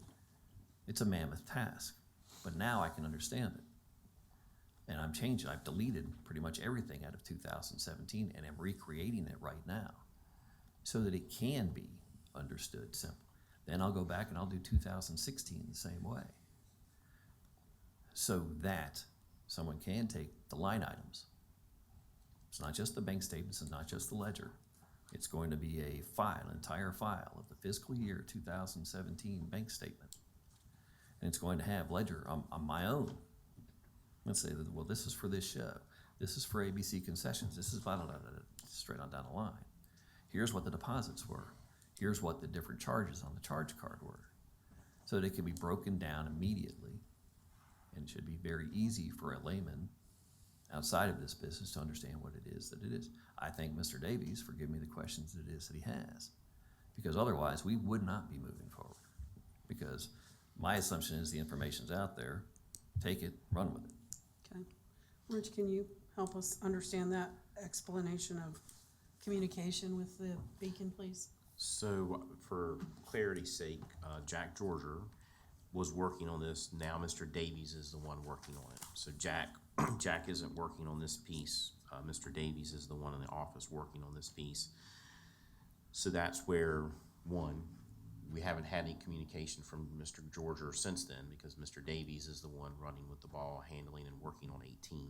Again, with 17, we just knew we were gonna take a hit. We made a decision that we knew it would be an audit finding. It was a heavy lift to do, so we just knew we just decided to take the audit hit. But from now, what we have is, I think we have an open communication between Mr. Davies and Mr. Willis to get a better understanding of what we're looking for from a financial statement and an audit required piece, from what he does in his world from a show budgeting and calendar year budgeting and reporting perspective. And I think that's where the progress we've been making lately as a result of those conversations between Mr. Willis and Mr. Davies, to get a clear understanding of what we need from him and what we're seeing when we see his data, and he sees what we're needing. That's beginning to come together and allowing us to move forward with the 18, putting 18 together and getting it ready for audit. Can you also explain to me why Scott Firestein and Peter Alades on the board are getting the Dropbox information? Are they using it for anything? And if so, what? And if not, then why are they included? And you may not be able to answer this, but Mark should be able to, because you're still on the board, right? Right, well, and Mr. Firestein and Right. Mr. Alades and Mr. Haley, and Deidre Bailey and others listed. So they're there, and I believe and Mr. Willis is the one that set the Dropbox up, and I think he set the Dropbox up and just put all of the board members on it. I don't think that they're utilizing the information for anything. It's there if they wanted to go in and look at a show audit, which I think that data's been put in recently, they could. But I think the people listed were the people kind of involved in the email loop when we send out meeting notices for the Beacon board. Those people were included in the Dropbox, and again, Mr. Willis can explain that. I mean, if I'm correct. Well, I have no idea like who a Dan Van Dornick is, or who Deepo Mariala is. Or Michael Terrymechter. These were names, and I'd have to go back and find the email where I was asked to add these names. So that's our finance office. Okay, but I don't know who but these were names that I would be asked to add on here, by whether it came from you or who it may have come from. I could not tell you right now. But that's where, how we added the names. Can you give us an explanation what the Beacon board is doing? Because I certainly don't understand I'm just trying to clarify and wade through this stuff as to what they're doing with the finances of the Beacon and their expectation of Mr. Willis for the city, and whether they're involved in the financial aspects of what are going on, or is it simply the city with Mr. Willis directly, and I assume still your accountant? Yeah. Okay. So addressing the audit issues is really the city and Mr. Willis and his accountants. The board has some knowledge, but they're not actively involved in trying to resolve how the audit issues we have with the city. We're the ones running that ball because it's our audit. So they have some situational awareness of what's going on, but they're not actively involved in addressing the audit findings. That's between our staff, Mr. Willis, and their accountants. So the financial aspects are with the city and the audit aspects are with the city. So should we simply just cut that Dropbox off so it's less confusing for Mr. Willis and maintain that continued relationship / communication with you and our finance department? And I would think that you and Mr. Terry or you would want to talk with Mr. Willis on a regular basis, maybe quarterly, just to update on both sides what's going on so that council can have an update, at least on a quarterly basis, on where we are. Because you're telling us you're looking at doing some accounting changing for what has been 17 and eventually 16. Do you even know how long that's gonna take you to get to that point? Well, now that Mr. Davies has answered a lot of the questions, it shouldn't take more than a couple of weeks to get 17 prepared exactly the way that they would like. The big nut is going to be my taking the bank statements, which are in PDF format, changing them into Excel format, and then adding the line-by-line information, which is going to probably be a couple thousand lines long. Okay. That's gonna be the big nut, but then it will answer a lot of the questions for them right away. But we'll still be outstanding with 18 because you have not started on 18. Oh, no, he and I are Working deep on into 18, we're Okay. almost So he done and with Mr. 18. Davies are working on that. Okay. Yeah, he's- if I hadn't backed up, I'd be starting 19 right now. Okay. He's going back to fix stuff with 17 and 16, but we're currently working on 18 to address those issues so we can address those, hopefully address that finding with 18. And I would just say with regard to the Dropbox, we need something that, because of the size of the files, so I don't know, cutting it off, understand. but maybe eliminating some people that have access to that. Well, if there's no need to, I mean, it appears that there has been enough confusion with the previous information coming and going between the city and the Beacon. And I'm just for eliminating as much of that as we can so that it can be a cleaner response or request, whichever way it's going. This has, you know, I know that we looked at some things previously that we would want to say, well, we'll just take the hit. But I don't know how we can figure out where, you know, realistically, where we are with the Beacon. And I think that's important to us as we move forward in the sense that we're still assisting the Beacon on an annual basis. We want the Beacon to be something, and it has done very well. We want it to grow into additional things, and we've got to look at that as we move forward. But not knowing how much money we have reaped from this, nor have we had to make sure it's sitting there in a fund for the Beacon, worries me. And I think that we should and can get much closer, much sooner than later. I'll stop now, and anybody else that wants to go can. Okay. Does anyone else have any questions? Not you. I do. Counselor Pelham, and as a reminder, please, everyone use Mr. and Miss in titles or titles when addressing staff. Yeah, Mr. Beacon.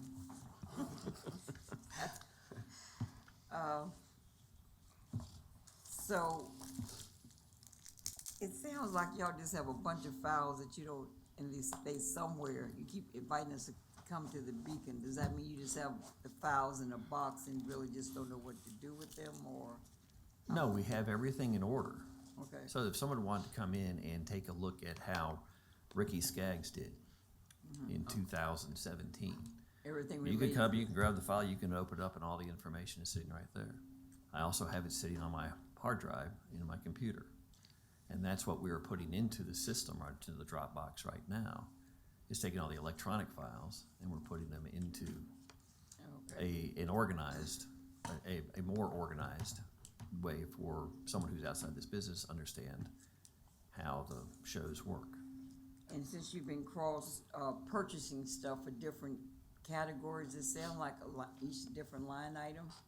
When you shop at Sam's, can't you just use 3 different carts and do one for the show, one for the back, the concession stand, and one for operations? For as That way much you as can we have 3 purchase. receipts. Don't Yeah. intermingle them. For as much, if we had additional staff, yes, we could do exactly that. Okay, my wife does all the shopping. I go and help her with the shopping. The 2 of us handle it. With the bulk of what we have to purchase each week. Could we do it? Yeah. Just take more time. It would take a great deal more time for us to do that. If I could have 2 additional employees and send them out to go do the shopping, Just the shop. yes, Oh, no. absolutely. You know, if I could afford to have an actual accountant inside the Beacon, well, this would eliminate a great deal of the questions that we have. But we run this on a shoestring. Our goal is to make the Beacon profitable. When my wife and I took over, I believe the headline in the the Hopewell paper that day that we took over was the Beacon lost $567,000 or $667,000 the year before. We are getting it to where it is towards profitable. The problem with our design is that the more successful we become in bringing people downtown, we're gonna be losing business on our end as Boathouse opens and as Saucy's and Patty's open. Well, people don't come to the Beacon as early now. They're going and they're having dinner and they're having drinks in other places. So our bar sales have gone from $9 per cap in 2015 to where we're doing about $5.50 to $6 right now. Well, you multiply that over 25, 30,000 people in a year, we're losing $100,000, $150,000 in alcohol sales alone, simply because there are other options that are available, and that's fine. That's what we're there for. We're there to bring people to downtown, to bring people to Patty's, to bring people to the Boathouse, to bring people to Saucy's, to go to the hotels that are around town and make money and make Hopewell successful. So we've got to come up with different ways to generate income as we find ourselves up, competing with the people we're bringing to downtown. So I would love to have a couple of extra people to be able to go shopping. I would love to have a accountant inside. I'm not an accountant. I'm a concert promoter. I rely on others to take the numbers that I provide to them and build. Would I like to be able to do as you ask and go into Sam's or go into Walmart and when we're doing our weekly shopping and break it down? Yeah, I would love that. It would make things a lot simpler. But I've got to keep things within a budget because we run on a shoestring. I mean, it wouldn't do anything to do with budget because each one of them have their own line item. So, I mean, there's one basket for the concession stand, one basket for operations, and one basket for your other thing. Well, like I say, tonight, she's out shopping on her own tonight because I'm here. She should have 3 different receipts for those line items, but I get it. I get it. And I wish You could do that. we I could understand. do it. Okay, But I've got to, I'm going to be working 80 hours this week. okay. Where do Okay. I find the additional half hour to an hour to do that? And that's the real issue for us is we want to have a life as well. Oh, okay. All right, Well- I have some questions, yeah. I was gonna say, I think though, in this exchange between he and Mr. Davies, what Mr. Willis may be learning is ultimately, we do need to break that bill down into 3 line items and charge, much like we would do You have to extract. when we do a credit card reconciliation, when someone goes to travel, and there's money charged to travel, there's money charged to a line item in the budget for food, because you had dinner. We denote the line item that proportion of that expense total budget goes to. So I think that's something that through this exchange that we're having right now, we're learning that. We may not have known that of the situation that they were under, and now he understands what we're looking for from that line item perspective, that these are 3 items, not just one bill. Right. And I can understand where, in his world, this is one bill, and this is what the cost is. So I think there's some exchange that's happened, and I think we're making a great deal of progress. And I would say that progress has been made probably somewhat exponential in the last few months. I think there's been a lot going on. So we're going in the right direction. Okay. And Yeah, I'm finished with that, but you may want to stand up here. I don't have any other questions, I don't think, for you, but the contract, you say it's been reviewed and evaluated. The one-time contract has just been used over and over again, right? So we have this, and when is it July 1 through June 30, or, off the top of my head, I can't remember what the period of that contract is. okay. I guess, can you give us a refresher course, seeing it, okay? And, material 2017-007, with the bond payments. Make me understand, we finished. Excuse me, are you done with Mr.? Yeah, but somebody else might wanna ask some questions, so I am, sir, I'm sorry. You can have a seat until someone else calls you up, if they do. Thank you very much. Thank you very much. 2017-007, we ended fiscal year 17 with a negative $500,000. And we weren't doing covenants payments evidently before Mr. Terry came, it seemed. They weren't really being set aside or whatever the procedure is. Now, with this money that we took out of the operating fund, you did the right thing with the $3.4 million drawdown. Does that make that money any different? Will that reflect, I would make up for that? I don't know. Does that make sense? So my guess is that it doesn't change, and you shake your head or nod and tell me I'm wrong or right. It doesn't change how we finished 17. Am I correct? But I would say that your observation earlier was that we were not making those draws. We were paying out of the general fund, out of our general fund operating budget. So and to some degree, that's, we budget and appropriate funds, you know, and then we do it, and we pay, and then we do a draw to reimburse ourselves, is typically what I remember from when we did the library. It sounds as if we weren't doing any drawdown or repayment of ourselves, and that money was sitting out there. So fortunately, between the treasurer and Mr. Terry, we've addressed that issue, and I know that we were doing draws for the police station project to reimburse ourselves with those funds. Or not initially though, right? Well, I would have to say if some of that was occurring in 17, then you would probably be right. Okay. But I'm So trying to what remember was- when construction started Does this in mean earnest. our general fund went up 3.4 million, correct? I don't know that it means our general Does- fund went up $3.4 million. Mr. Terry?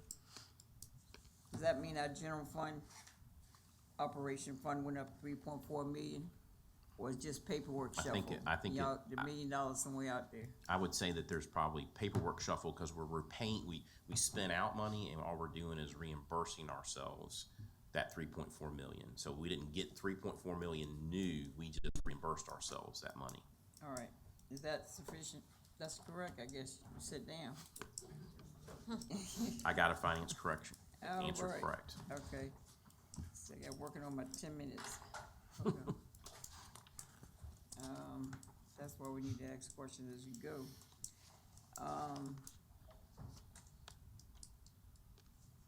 So now you manage all the debt collections and things are being drawn down appropriately. Very good. And I can't find I think that's it. I'm not sure of the answer you got. It was the answer. I'm gonna follow up. Well, I think, Okay, she's following up, that's fine. sounds like it's good to me. We cannot be operating as a city with a negative $500,000. So the money had to be somewhere. I mean, you can't, for 2 years, 18, 19, 19, 20 So- now. So So I would, It had to be a paperwork, something. I would also point out that we base a budget on projected revenue. If an entity, which we have one in the community, didn't pay their full amount of what that tax was, then we will have a hole in the budget. Right. So we had an entity that was only interested in paying us what they thought they owed us, not what the full bill was. And that creates a hole because we budgeted based on the revenue we anticipated to get, Well, are not they what was paying actually now, paid. is my question. Those Well, That's the closed ELANTS. session Yeah. entity, that's the Yeah. closed session thing. yeah. That's the big one. Okay, and the, school reconciliations and all that is looking better this fiscal year? Yes, ma'am. We, with the 17 audit, we utilized some of our CAFR team to go and help with reconciliation and financial statements over at schools, and we're continuing to provide that assistance, and things are going well. And are you talking to Dr. Hackney about the transfer of being on the same system we are? Yes.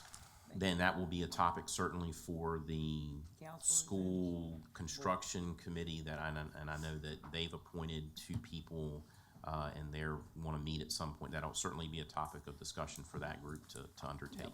Please push that, whoever on that board, council. I think it's you and the Me? mayor. I believe it's you and the mayor are on. It's you and Vice Mayor Bennett. Oh, yeah, that's right. Okay. It used to be long. So I know the mayor was on so that. Yeah, yeah. okay. All right, thank you, Mm-hmm. Mr. City Manager. Thank you, Ms. Pelham. Okay, there are no lights right now, so I'll ask the questions I have written down. The first is just to piggyback off of that last conversation regarding the drawdown of funds and replenishing it. I'll ask Counselor Randolph to jump in to assist me if I'm not on target with what she's thinking. I remember distinctively when we had the audit conversation, you in particular brought up this topic, and the question was asked, was the money drawn down repaid back to the city? The auditor said they couldn't answer that question. The finance director said that he didn't know off the top of his head, right, because it was a random question, but he didn't know how long it would take for him to give us that information. We haven't gotten an update about that. I have contacted auditors to ask them, were they able to give us the information? Since they're moving on to other audits, they said they'll try to get to it whenever possible, but we never got the questions answered in regards to the money that was drawn down for this audit. Was it replenished to the general fund? Because it was noted in the audit that it wasn't. Am I correct, Councilor Randolph?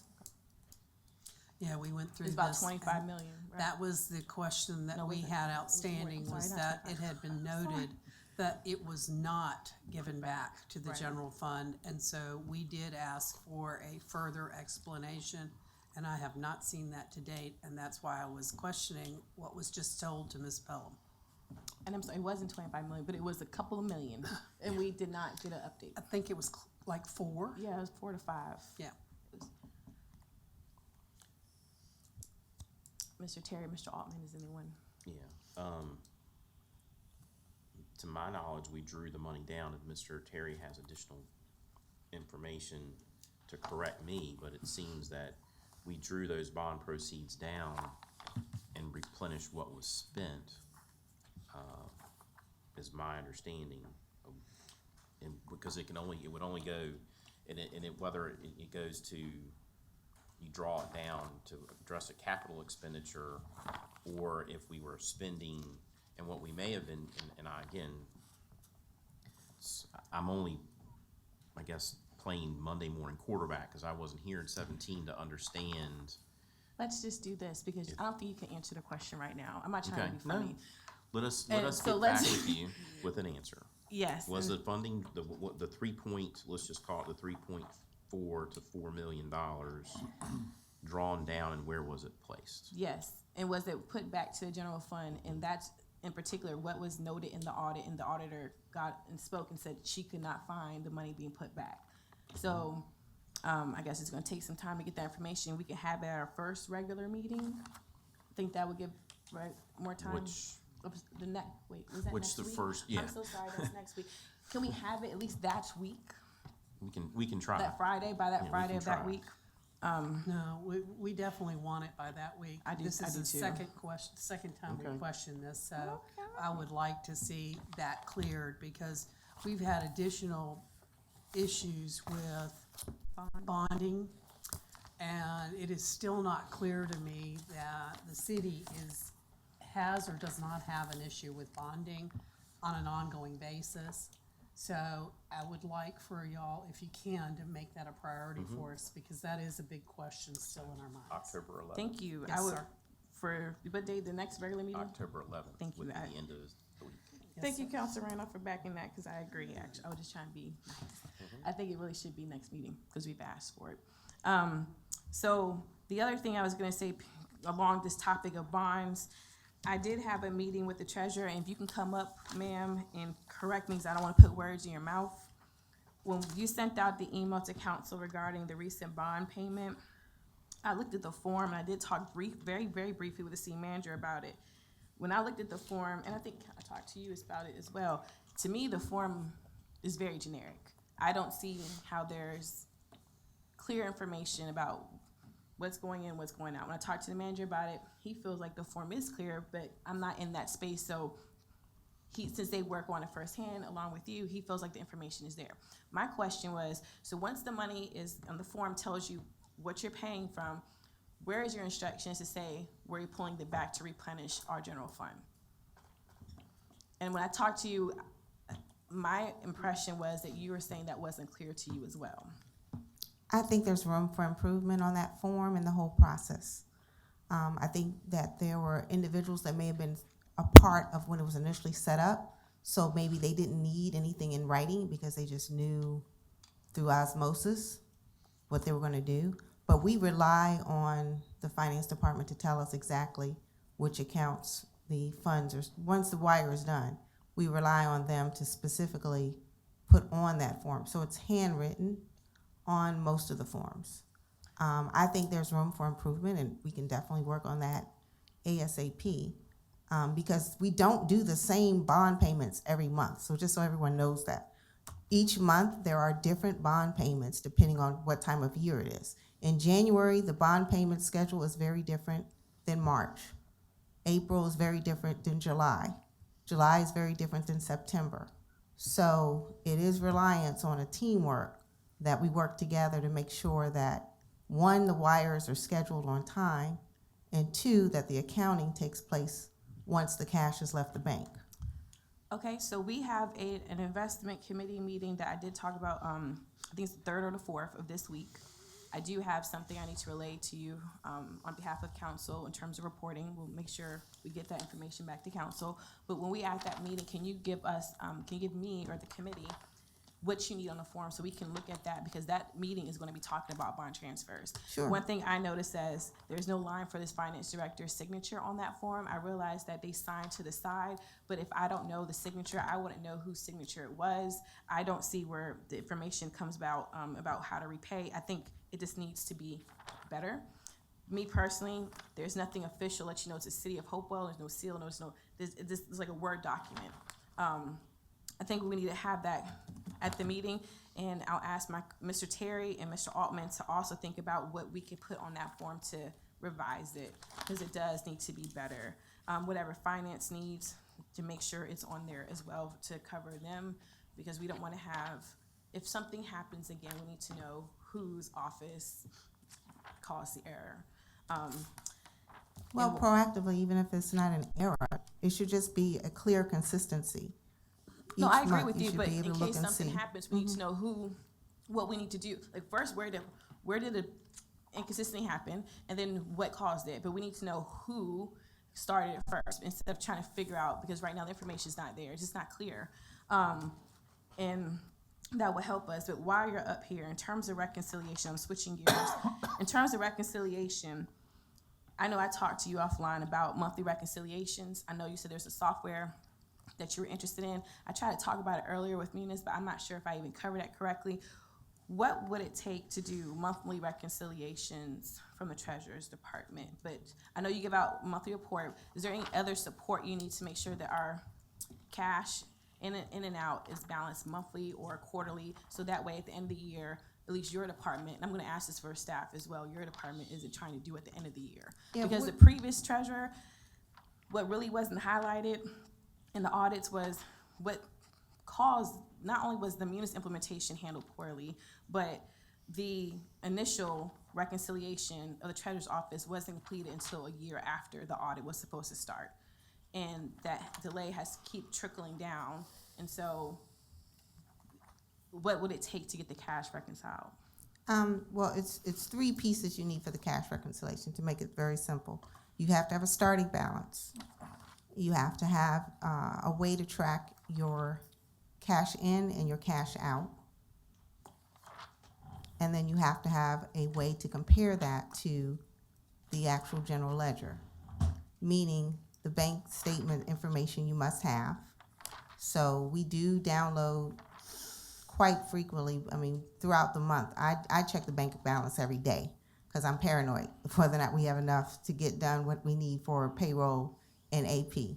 So I check it every morning. But every successful cash reconciliation has to start with a beginning balance. And your true beginning balance, you really don't have until you have a closed audit. You have a beginning balance for fiscal year 27. I mean, you have a closing balance of fiscal year 27, June 30th, and then that enables you to start reconciling with a new year, new month.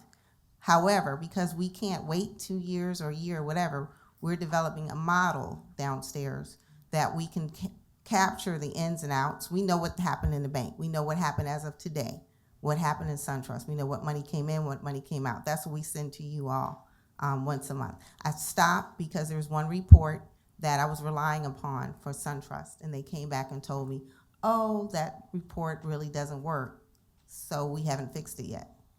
Well, I didn't think that was good enough to send to you all. If the bank tells me that the report isn't accurate, I'm not going to send it to you all. So that's why I stopped for the last 2 months. They're working out their glitch or whatever it is that causes it not to give us a true picture. Meanwhile, we're developing a model so that before we get the starting balance, we can at least know what the ins and outs were and then compare that to the general ledger. And if there are, say, transactions, wires that went out of the bank, but they're not in Munis, that we can actually start working on getting those recorded now as opposed to once the auditors say, what is this account, what is this transaction? Same thing with revenue. Starting this quarter, since we've just closed the first quarter, we will be sending out communication through the city manager of all the miscellaneous revenue that we've tracked since July 1, so that if it's not in the correct place, we can start fixing it now in October and not wait 2 years when the auditors or the CAFR comes around and says, where's this transaction, where's this item? And we're hoping that that reporting will at least enable us to talk to the departments. Departments can talk back to us, because as our team completed Tyler cashiering training for the last 2 days, the key message that I wanted to emphasize to them is that it's GIGO. It's garbage in, garbage out. If we don't take the money in correctly at that cashier, whether it comes in the mail, or whether it comes in person, it's not realistic to think that 2 years from now, you can get a call or an email and start looking through a needle in a haystack. You've got to record it correctly. You've got to make sure that it's consistent, and that when we have one-offs, and we're going to have one-offs, we're going to get a grant that we never had before. We're going to have a new program that we never had before. How do you code that? And how do you code it in such a way that when you want to know how much money did we get for XYZ grant or XYZ program, that you can actually see it, that you don't have to guess what it is? Because when you have turnover, or you have, quote unquote, missing files transfer, you get a new system, it's not realistic to think that you can chase down that money as quick as it seems. Now, the fact that we've invested, $700,000 in Munis, I think that we need to make that system do what it's supposed to do. It's supposed to track, and it's supposed to enable us to capture, and it's supposed to be able to let us report. So I want us to start using that this month. So I have two last questions, but then I have other questions for other directors and members of staff. The first question is, now that the 18, now that the 17 CAFR is finished, I'm so sorry, something's in my throat. You're just now starting to do your cash reconciliation. No, we've done 18. We're starting, we're actually working, like I said, that model that we're working on, we're working as of August 30th, we're working as of fiscal year 2020 right now. So we're having to do three things. Done for the 17, 18. As far as we can get it to. Once we have, because if we have a balance, let's say we have a starting balance that says your cash on June 30th was $22 million. Okay, that's what we're working with. Well, the auditors come through, they make their adjustments, and that number is $21 million. you're gonna be off balance by that $1 million. Right, but we just got an audit done and it was delivered in July, so you can be able to start 18's cash reconciliation. Right, but I'm saying we've So you're, done, so my question is you're right, finished with yeah, 18? we're done Okay. that. Because remember, I mean, every day we come in, and I would say that's a big challenge for us. Every day that we come in, we're not just working on 2020. We're working on 2020, 2019, 2018, and sometimes 2017, and sometimes 2016, depends on what, sometimes 2015, sometimes 2014, depends on what the auditors ask us. If they ask us for something for 2015, we don't have the luxury of saying, well, sorry, today is October 2nd, 2020. We gotta be able to get back, go in a file, go in a box, go in a system, and we gotta be able to generate that. So we're actually operating in multiple years at the same time.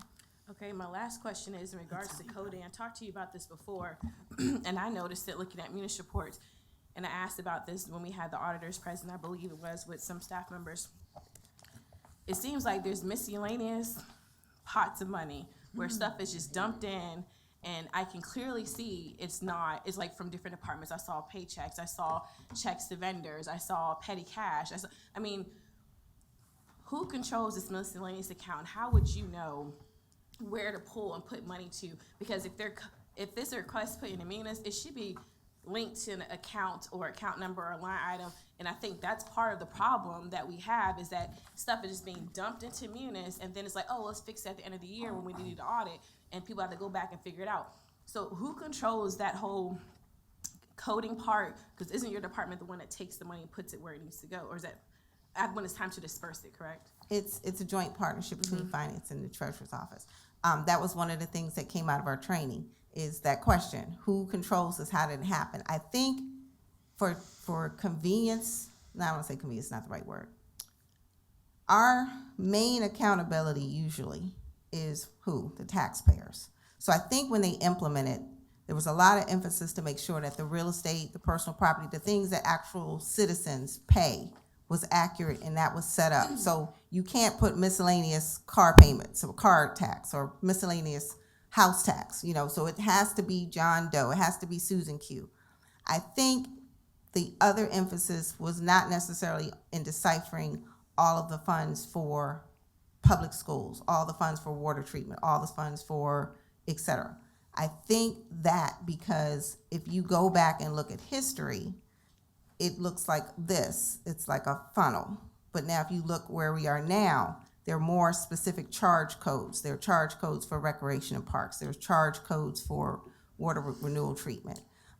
So the challenge is some monies are multi-year. So let's say recreation and parks got a grant in 2016 that's still going until 2020. Well, if you try to find that in today's code, you'll find that money that came in this year. But if you try to find it in 2015 code, you'll have to go broader. You follow me? So if you were doing a search, you have to go broader. I don't think it's But right now, I saw that recently with the miscellaneous accounts. So where are we at current day with addressing that? just like I said, miscellaneous accounts. It's all on how you say download it, to be however you download it. You can download all miscellaneous period, or you can download miscellaneous for recreation and parks. You can download miscellaneous and water renewal Okay. treatment. It's just the So way this- it's just how you, it's just like anything else. It's just how you slice it. But I will say, the better job that we all do getting it in the correct place in the first place, the better off we are before it goes into the system. So one thing that we did institute effective July 1. Hold on 1 second. Okay, so the one thing we instituted July Hold on 1. 1 second. Oh, sure. I hear her when she has, let me just finish hearing Okay, her speak. so the one thing we instituted July 1 is what we call the Blue Book affectionately. What the Blue Book is before anybody delivers any check, any paperwork, any documentation, anything financially related to the city of Hopewell to our window, they must sign in the Blue Book. They must put in there what it is, how much it is, how frequently, who the contact person is, what time we stamp it, the date and the time. So that way, as we look at the transactions at the end of the month and we see that there's this, say, $200,000, we can go directly to that department, send them an email, say, here's $200,000 that came through for this company. What is it? How should it be dispersed, or how is it supposed to be tracked? Sometimes we're finding that $200,000 that came from the state is broken up into 10 different areas. So the state sends us one check, but it's broken up to 10 different areas. In the past, it was done because one person was doing it. She's no longer on earth. She's deceased.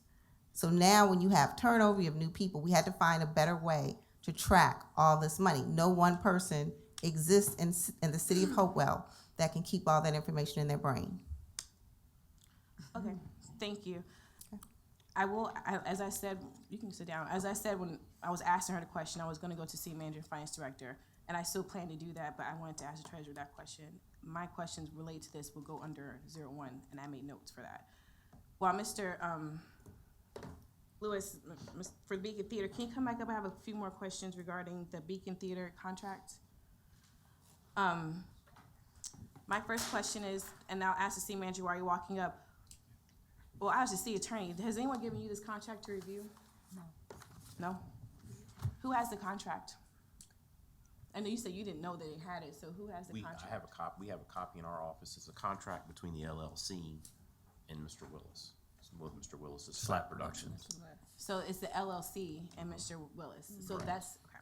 So the city attorney wouldn't need to know that unless it has something to do with the city itself. Okay, so, hold on. And then, as a city attorney, do you feel like you should review that? Because we are like 99% owner, then the manager is the 1%, so essentially the whole 100, and we Well- own the property. If there's something that represents what our interest is in the Beacon, I'd like to see it. So if you're saying that document will have that information, fine, that's appropriate. Okay, And I can reach out for it. okay. Thank What are you. you asking her to look at? I'm sorry. I asked her to look at the Beacon Theater contract. The last one with LLC. Right, but I mean, We just need to renew it, basically. It's not between us, it's between the LLC and Mr. Lewis. Long And I said that we own the building and we have 99 and the 1%. And she said if there's, our interests are in it, she would like to see it. I don't know what's in the contract because we've never gotten a copy of it. So I think legally, she should review to see, do we have interest in it to make sure that we're covered?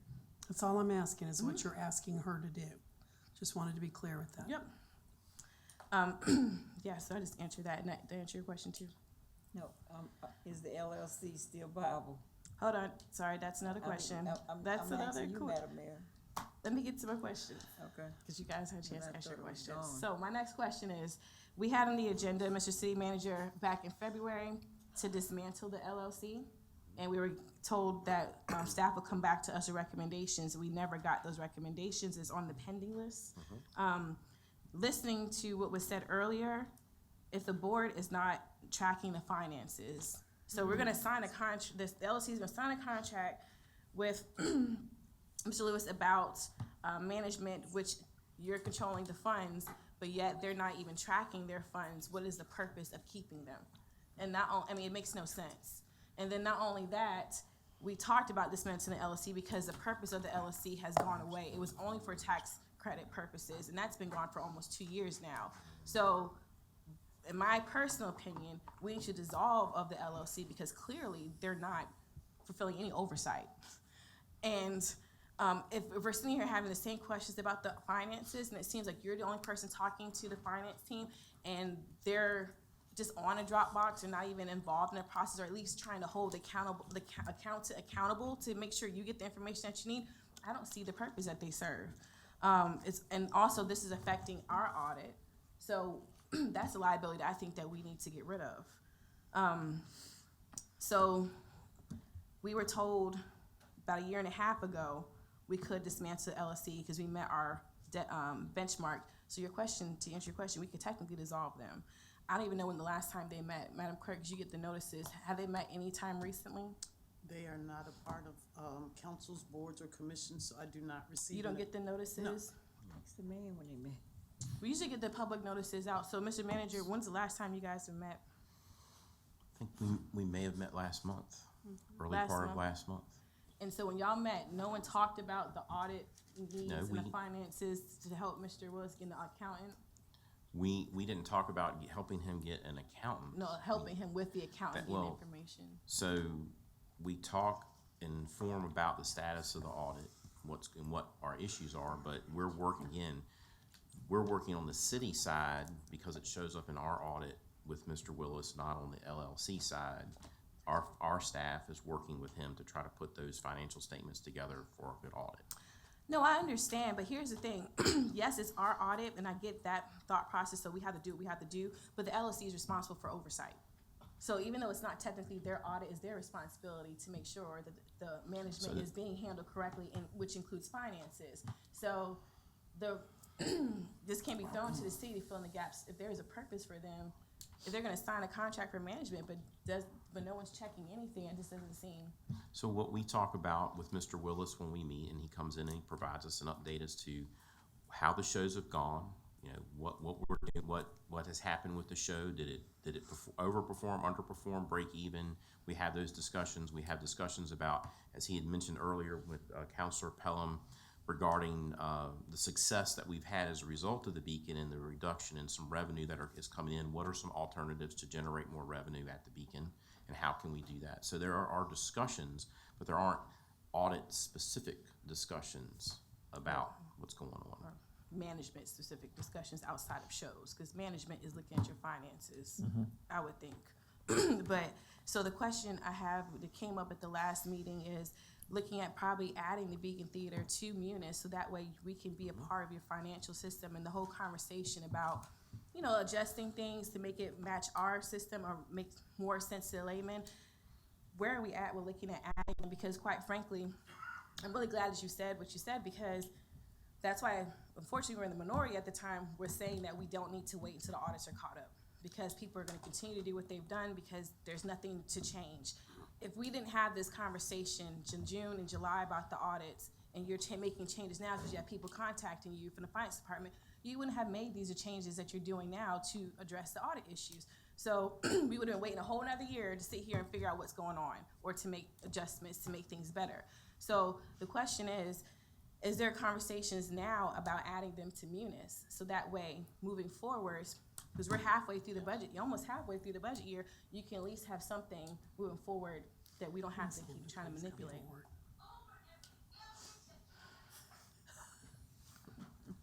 Mr. Terry, could you assist in that answer, please?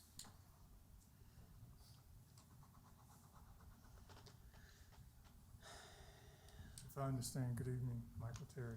If I understand the question correctly. Speaking to Mike, Mr. Terry, I'm sorry. Good evening, Michael Terry. Thank you. If I understand the question correctly, I'll explain it this way.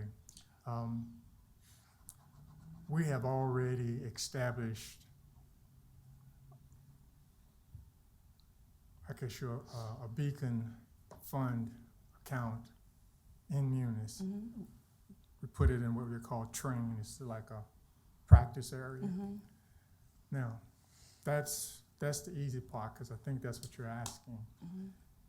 The part that's still, that we have to rely on this team here, is that Munis we would need to receive in the finance departments clear financial statements.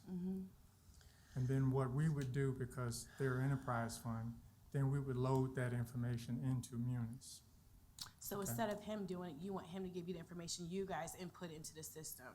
Yeah, that's the way it has to happen. Otherwise, the nature of their business, the city's not set up that way. So only other option you have would have to have an intermediary, which is, I guess we're talking about an accountant on staff that would be housed underneath of, that would do the kind of accounting that he's now talking about. Then that could be a direct into Munis. Okay. Otherwise, in that, an oversight group or whatever would say, prepare financial statements, get that to the city. We could get that on a quarterly basis, and then we could report to you quarterly. This quarter, they generated X amount of revenues. We got the support back up. The alternative is, again, you'd have to have an in-house accountant that would be able to do the kind of things he's saying that needs to be done, and I think that's what he's learning which he was not aware of. So he's just getting the way you needed to have it so that he can feed it to the finance department and put it in. Madam Mayor, your time is up. I asked 10 minutes of questions. Yes, ma'am. Okay, thank you. Thank you.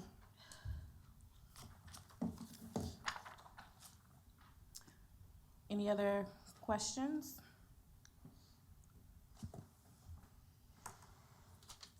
Counselor Randolph. I'd like Mr. Terry to, if he would, step Counselor forward. Randolph, you've already spoken twice on this subject. Oh, okay. Motion to change. Please, I've asked the word once. Can you I'd please like to do make it? a motion to Counselor change Pelham. this 2 times 10 minutes. Because we do have 35 minutes, there's no way you can have 2 court. Okay, is that your motion? That's to- my motion. Thank you. For this item, to waive the rules of speaking 2 times for 10 minutes. Is there a second? I'll second it. It's been second. Any discussion?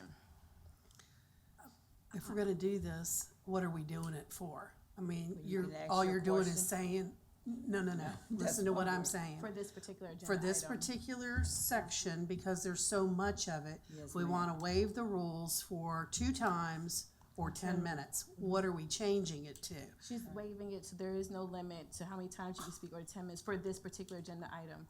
And the city attorney has her light on Unlimited is what for you're this saying. particular item. It's unlimited up to 10 minutes? Is that what I'm We're past the understanding? 10-minute mark, so she's saying waive the 2 times and waive the 10 minutes for this particular agenda item. Okay, so there are no time limits or no That's what I was limits? trying to ask. That's all, Yeah, yeah. yeah. That's what I was asking. I'm sorry, so no time limit for this agenda item. Correct? Yes. So it's no, Just just this particular agenda item. I keep trying the whole thing, is this item. So, we're just waiving the 2 times you can speak And the 10 minutes. and the 10 minutes? Yes, ma'am. Oh, Yeah. And everybody else? I'll say 12 minutes. Oh, Lord. So, I mean, that's the motion on the floor and you second it, so are you taking away your second? I'm taking away my second. She's taking away her second, I'll second it. Any other discussion? I mean, we're already back in discussion. There are no lights, roll call, please. Excuse me, Counselor Holloway, Yes. Counselor Parton, No. Mayor Gore, Yes. Counselor Denton, No. Counselor Pelham, Yes. Vice Mayor Bennett, No. Counselor Randolph, No. motion failed. So currently, the motion failed, so can I ask questions if you already spoke twice or spoke more than 10 minutes? Does anybody else have any questions while we have staff here on the audit? Wanna do your 12 minutes? Yes, ma'am. Your rule actually says 10 minutes or up to 3 times if everyone has had an opportunity to speak up to 3 times. So 10 minutes is your maximum, but under Rule 203, It's it goes adjusted to 3 3 times. times. I think we changed that with Mr. Kalos right before he left. Look at everybody's face. This was approved on May 14, 2019, so it's a Okay. it's a Oh, new that's the rule. new. I knew it, I just wasn't gonna say anything. It's okay. Every meeting? I was gonna say something too, but I'm not gonna sit and argue tonight. I've had Okay, enough. well, Counselor Randolph. How much time do I have left? Well, I don't wanna, You have spoken for 8 minutes and 54 seconds. thank you. Mr. Terry, could you come up here quickly? All I wanna know is, what has been happening, and Ms. Gosier will possibly have to answer this too. If there has not been clarity on the bond payments as to what accounts the bonds should have been paid out of, or somebody in finance didn't understand where they were supposed to be paying them out of, how have you all been finding that, and how have you been reconciling that for the past 3 audit periods? There was an issue earlier that was mentioned about the clarity of where the bond payments were to come from and changing the bond form. And I want to know if you've had any issues with that and where to find that money. Because I know Ms. Pelham at one point in time had a question about the city getting paid back. So I want to know if that happened, has it happened in the last 3 audit periods, and what happened, and how, if any way, did you all clarify that with the Treasurer's Department or vice versa Counselor for Randolph, the monies? Your time is up. I know. He has the answer though. Yes, I still have to answer? my yes, question? yes. The time is only on us. Do you have the answer? Wow. Let me, it'll be 2 ways to answer this question. So let's break it away from the audit, and let's talk about where we are now and how we handle bond payments. Yep. At the end, I'll start at this June, July. The finance department goes through and look at, we get the debt service schedules, we coordinate with our financial advisors, we determine what has to be paid, and we schedule that out for the year. And when I say we schedule, that's my staff working through that. When it gets time to actually do the first, which you start out at the 1st of July, we actually send down documentation to the treasurer. The documentation, on the face of the document, it tells the treasurer, this is the bond, this is the account, this is what needs to be paid, and the due date. And then that's that. You may have that same bond pick up a second time because you have 2 different types of bonds. We have the GO bond, general obligation bonds, and then we have the sewer bonds, if you will. That's where the question gets kind of tricky that you were talking about. So we send that down, and it's pretty clear. That's not a separate form. That's clear. It's on the front of that. It's not handwritten. It's typed out. You can look at it. But if we need to improve on that, we will do that because it's a joint effort between the 2 departments. The other is that on the monthly bond payments, which are incremental 1/12, we again send that down saying this is the account, this is what it's for, and this is when it's due. And we tell them what to do as far as how the payment goes. Now, if there needs to be some improvement on that, as I mentioned to the treasurer, we definitely will work on communicating or improving the form or whatever. But that's pretty much the best I can answer right now. Is that kind of clear? Does that? Pretty clear. All right. And don't Thank you. Counselor Pelham? Don't go anywhere. Sir, Mr. Terry, when you do budget transfers, is there a requirement to do backup documentation with that, or are we now doing that, or I think at one point we, All right, are you talking budget transfers as regular operating budget, or are you talking on the 3.4 interdepartmental transfers? interdepartmental You can transfer? address both, actually. Okay. The procedural or the practice should be, you always should have documentation when you're doing a budget transfer. You have that, y'all have a sheet of paper that gives somebody, writes that down, like you say, you would give her the order to do a bond payment. Is there a procedure for the transfers? All right. All right, let me attempt to answer your question top first. If there's a transfer that has to be made in which we report on with the city manager, we do have documentation for that. We require sign off, support, whatever it is, and then we put it into the system. If you use the term interdepartmental budget, a department has the authority within their account to make budget transfers Up to how much? within their account. Okay, you got, let's use example, you got $1,000 on your travel line item, and you might want to transfer money to supplies. They can make that adjustment. In the system, they can make a notation for what they did or why they want to do it. So Munis allows you to do that. So again, it's not like there's a form you take over here out of this desk drawer and you clip it to this and then you do it.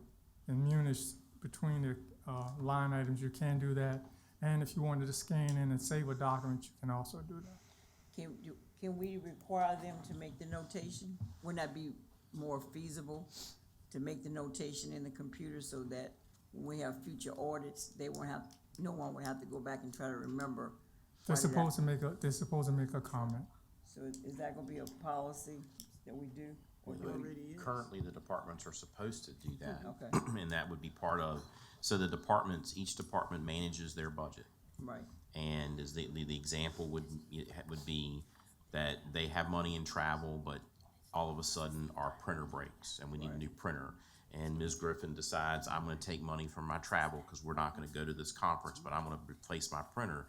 She has the authority to manage her budget. Okay. What she cannot do is take money to put the salaries. Right. And if they wanna use salary money because they have salary savings, that has to come to me to approve. Okay. They cannot move money up to salaries. So The is only- that our current policy? Correct. Yes, Everyone ma'am. understands? Yes, ma'am. Okay, so they don't use salary savings No. at their leisure? They have to get approval from me in order to do that, and Mr. Terry and I have a meeting and discuss, because what we do is then project to the end of the year what their salary needs will be. And if you plan to fill that position, what those salary what that difference would be between today and when you plan on, plus you have to deal with when that employee leaves, you gotta pay out PTO and things like that. So we do an analysis before we allow them to use salary savings. Generally, salary savings usage comes at the end of the year, not during the year. Because you don't know, that's what I'm saying, you look at Yes, the whole ma'am. city, all the departments, because it may not just be used for that That's one correct. department. Correct. Absolutely. Okay. Deadline for the audit 18. It's passed. We know that. But if The you ask me new where we, deadline, you're correct. What's the new deadline? The Yeah, last one was okay. November of 18. yes, ma'am, but if you're asking where we stand right now, Yeah, I think so. we are, yeah, we are, if I could give a projection, I'm believing that we should have that audit done at the end of October. And reason being is, yeah, I'm gonna say it because we don't. I mean, you gotta be mission driven. You can't back up off of it. Amen. That's how I live. But anyway, because of change in strategies and what we've done, it's taking us a little bit more. You heard with Beacon, it's going to be worth it, but it's taking us a little bit more time. But that's where, if you want to know where I think we'll be at, that's where we're shooting for right now. Okay. And what does diagnostic process mean when you reread that? I'm not a What you mean? financial person. I saw that somewhere in this. Are you speaking about the diagnostic process that I put in place? Is that what you're speaking about? Yes. Okay. Again, because council had communicated with the city manager that you wanted a change in process, where we were going through and completing all of the audits and come back. What we implemented in September after we left is I wanted to get a handle on, how do you get a handle on knowing about these correcting entries, meaning throughout the year,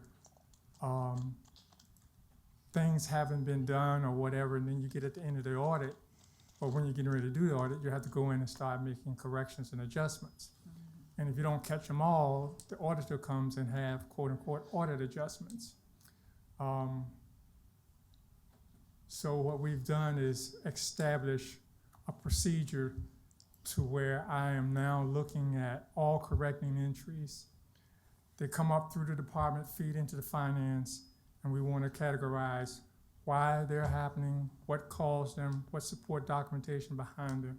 The second group is related to what we call system-generated journal entries, meaning Munis has not been fully functionalized to where you no longer need a journal entry done manually.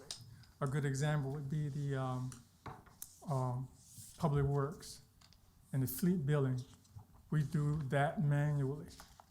And Munis should be able to do that for you, automated wise. A part of that, and I probably need the IT director, a part of that is going to be a part of the work order system being fully implemented.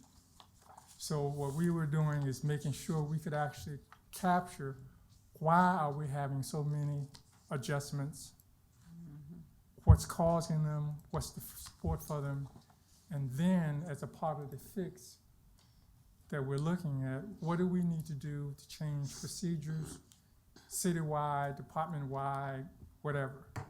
And we just wanted to get a stronger handle on that. Again, that was a focus to happen after we got them all done, but we took a step to do that because of the change in the process. Great, Okay. thank you. Thank you. Okay, council, we have one more item on tonight's agenda. Actually, it is the Beacon Theater, but I will just say that we pretty much talked about that. So unless council objects, we'll move on to the final item on the agenda. Okay, and I don't hear any objections to doing so. So we're gonna move on to SB 6, review and approval of financial policies and resolutions. And again, I'll just remind the staff that's present tonight, we're gonna be talking about different caps and things of that nature. So if there's something, please share with us. I'll just prime this up and hand it over to the city attorney. The finance committee this year is myself and Councilor Pelham. We've only met, I think, 3 times so far. We actually need some more direction from council as to what specifically council wants us to look at. But what we did do proactively is review the city's existing financial policies to figure out what some gaps are in response to the audit. We try to figure out there's policies in place that address each audit finding, and if there wasn't anything, what we need to do to fill the gap. We met with the city attorney and shared our concerns and went through the audits and asked if there was anything that could be proposed to council at the state or local level. That was brought back to city council for as a draft. Council was okay with the city attorney coming back to see if there's anything that we have in our authority, local, state, to address issues regarding purchasing and financial policies. One thing that I would say that we did note is that there had to be a retroactive policy decision that we had to take in regards to purchasing authority. I'll ask the attorney to talk about that briefly and then to go into the draft policies that we have presented before us today. Thank you. Thank you, Mayor Gore, members of council. To put this in a context, back in July, I was given this particular assignment to review various laws and authorities to address findings in the audit report, including policies to the city council related to the following. 1, internal controls. 2nd, budget transfers. 3rd, vendor spending caps. 4th, bidding processes. 5, emergency waivers. 6, voucher and purchase order changes, change orders, small purchases, and reconciliation practices. Relative to these policies, I was also asked to provide some kind of information in a policy relative to the city council's authority over these items. Lastly, and very generally, I was asked to revise the current purchasing policy to reduce the threshold from approximately $30,000 to $3,000. So the current purchasing policy is broken up into 2 parts, up to $30,000, and the city manager can kind of chime in here where I get my details a little bit off. But one policy is up to about $30,000, and then there's one up to $55,000 that the departments can utilize without bringing their purchases to city council for approval. And the request to reduce the 30 to 3,000 wasn't to, in my understanding, not to thwart the purchases, but simply to standardize the practice of contracting for the city. So relative to that assignment, I prepared 3 draft policies, and those are the ones that are before you tonight. The policy that deals with the budget transfer procedures it obviously takes care of the request to deal with the budget transfers, but also internal controls. The draft dealing with the revisions to the purchasing policy touches on internal controls, some budget transfers, but deals quite a bit with the vendor spending, the bidding processes, and things that are related in that regard. Also integrated in both of these policies are the statutory sources for the city council's role in the contracting process itself. Lastly, the third policy is really simply a resolution, and that resolution was designed to work in tandem with an action the city council took on August 20, which was to approve the purchasing policy that we have now in place. And so the resolution simply, in one line, reduces those spending limits down to $3,000. Taking them in order of presentation, the procurement policy and procedures comes first. And we start out with outlining the statutory authority for the city council to be involved in this process. The authority starts with the charter. State code provisions are also integrated. And a heavy reliance is made on the Virginia Public Procurement Act, which is what we have as our policy right now. And in addition to simply making the requirements for purchasing without council authority to be a little bit more standardized, this policy also reduces the maximum contract down from about $30,000 to $20,000 without certain processes being followed, and secondly, also providing for emergency situations should they come up. If you have any questions, I'm happy to go through that with you. But that policy goes. Madam Attorney, I'm gonna ask something kind of strange because we're having a hard time hearing you. I know your microphone is over there. Can we ask the manager to switch chairs with you, or scoot over, okay, just a little bit more? Okay. And test it Is out. this better? Is it better? A little bit. Go ahead. Okay. I'll try to project. Okay, that's better. That's better. Yeah, that's better. Okay, so have you heard most of what I've said? Yes. Okay, so the purchasing policy that's in front of you, again, starts out with laying out the statutory authority for city council's involvement in the contracting process. It goes a little bit further than our current policy. It's very specific in terms of defining what a contract is, and basically anything that is agreement has been identified as a contract. And we've outlined the specifics of when an emergency exists. With those things as sort of being the foundation of the policy, it goes through and it outlines the processes to be taken to exercise the authority that is being granted, and that is to purchase certain things without having a formal approval by council. The cap for that is $20,000. And the exception would be for emergency situations. So if you have any specific questions relative to this policy, I'm happy to go through it with you. And this is in line with the Virginia Code? Yes, everything is in concert with the Virginia Code. First of all, our policy that was currently in place had not been approved as required by state code, so we have gotten that foundation in place. But the code is very clear in terms of how a locality can exercise its procurement authority within the confines of the law. So in order for the locality, however it's exercising its authority, whether through its governing body, whether it's through an administrative position, certain things have to be in place. And to deviate from that, you have to have a policy that has been adopted by the local governing body. We did not have that initially.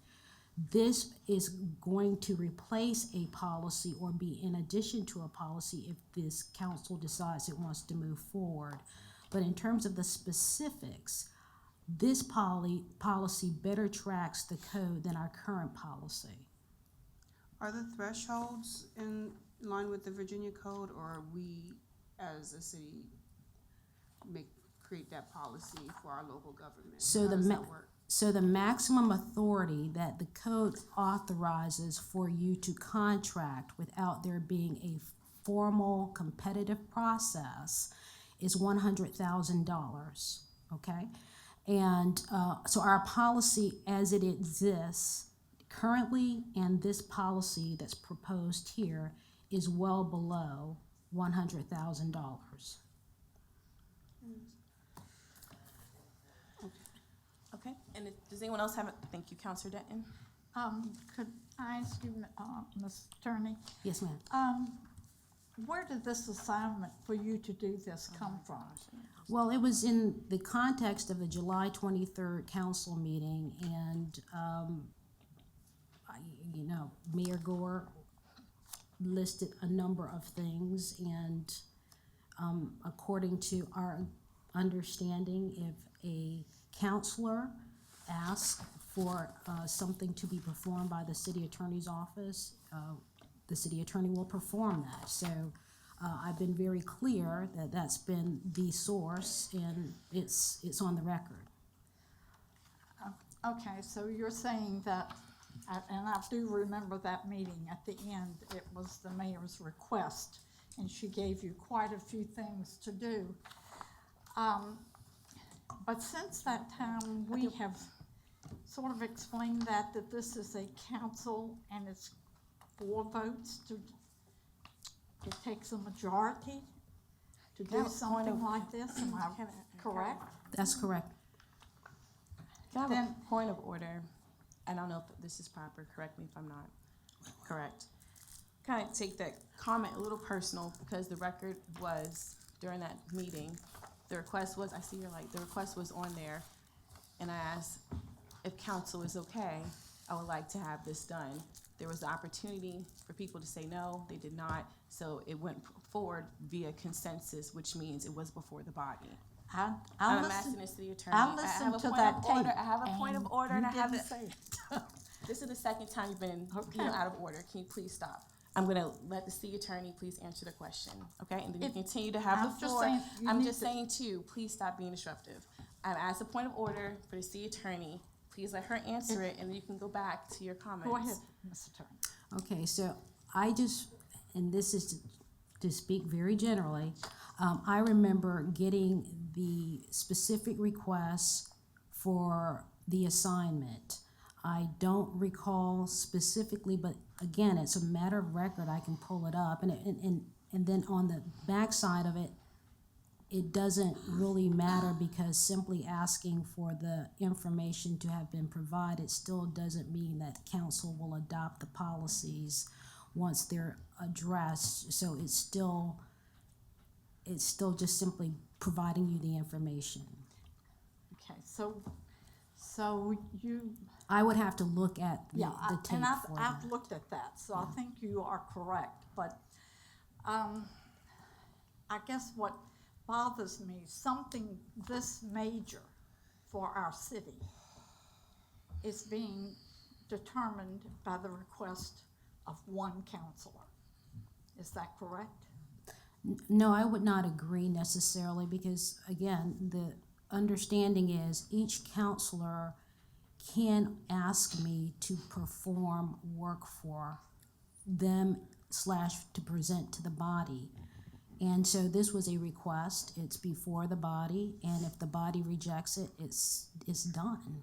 So I understand that the implications are that since the discussion has been raised to this level, it's a foregone conclusion, but I simply can't go about performing my requests looking at how far it can go. So I was asked to do this. It has now been put on a meeting's agenda for consideration by the entire body, and what the body does at this point is up to the body. Thank you, I appreciate that. Vice Mayor Bennett, and then Counselor Pelham. So I'm not here to blame or fix blame on any past, but want this council to accept responsibility for our future. I do agree with ensuring that our policies and procedures are in line with the Virginia Code. The thresholds that we have, because of, every locality is different. We're gonna have to discuss that with each department, which I've already talked to Mr. City Manager about scheduling certain meetings with that. So, yes, of course, I do wanna make sure that this is in line with the Virginia Code, because that is law. And as far as our locality, just make sure that this works for our city. Counselor Pelham. Yeah. I don't know, sometimes, everybody concentrates on the majority, we all are counselors. And I can't believe in everybody's term, we have gone to different managers and requested things individually, and they perform. And there's nothing wrong with that. If the person three people, city clerk, city attorney, or the manager feels uncomfortable with me making a request of him, and he should say to me directly, Counselor Pelham, I really don't feel comfortable doing that. What do your peers think? And then I'll consider asking them, or he can ask them. But one thing he doesn't have the right to do, and any of them, our employees, is to tell us no.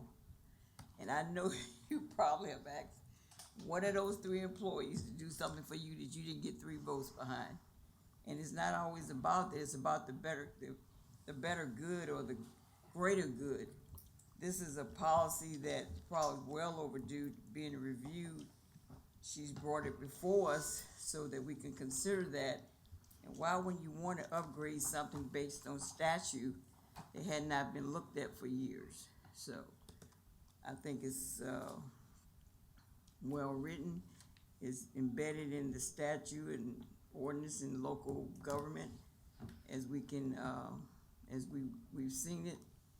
So of course, I'm in favor for it, and if you for doing the right thing and following the law, then you'll be for it as well. Thank you, Counselor Parton, then Counselor Randolph. Ms. Robinson, and I want the department directors to listen closely because there's going to be about 5 of you that I asked to come up to answer the second question. Can you go through again the spending caps on the policy and then what the maximum is for emergencies? Okay, so let me start with the emergency first because there is no,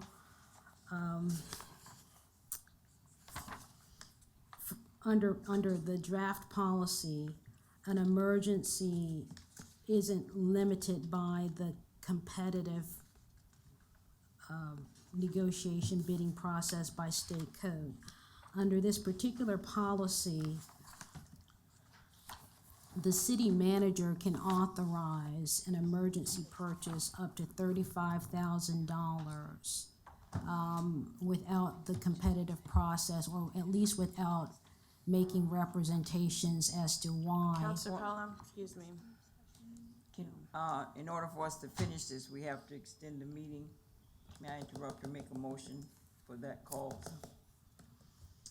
The motion I'd like to to, make a motion to extend the meeting to finish this part of the agenda. Council, your meeting is over. I just No, made a it's not. motion. It's not 9 o'clock, it's 1 minute to. No.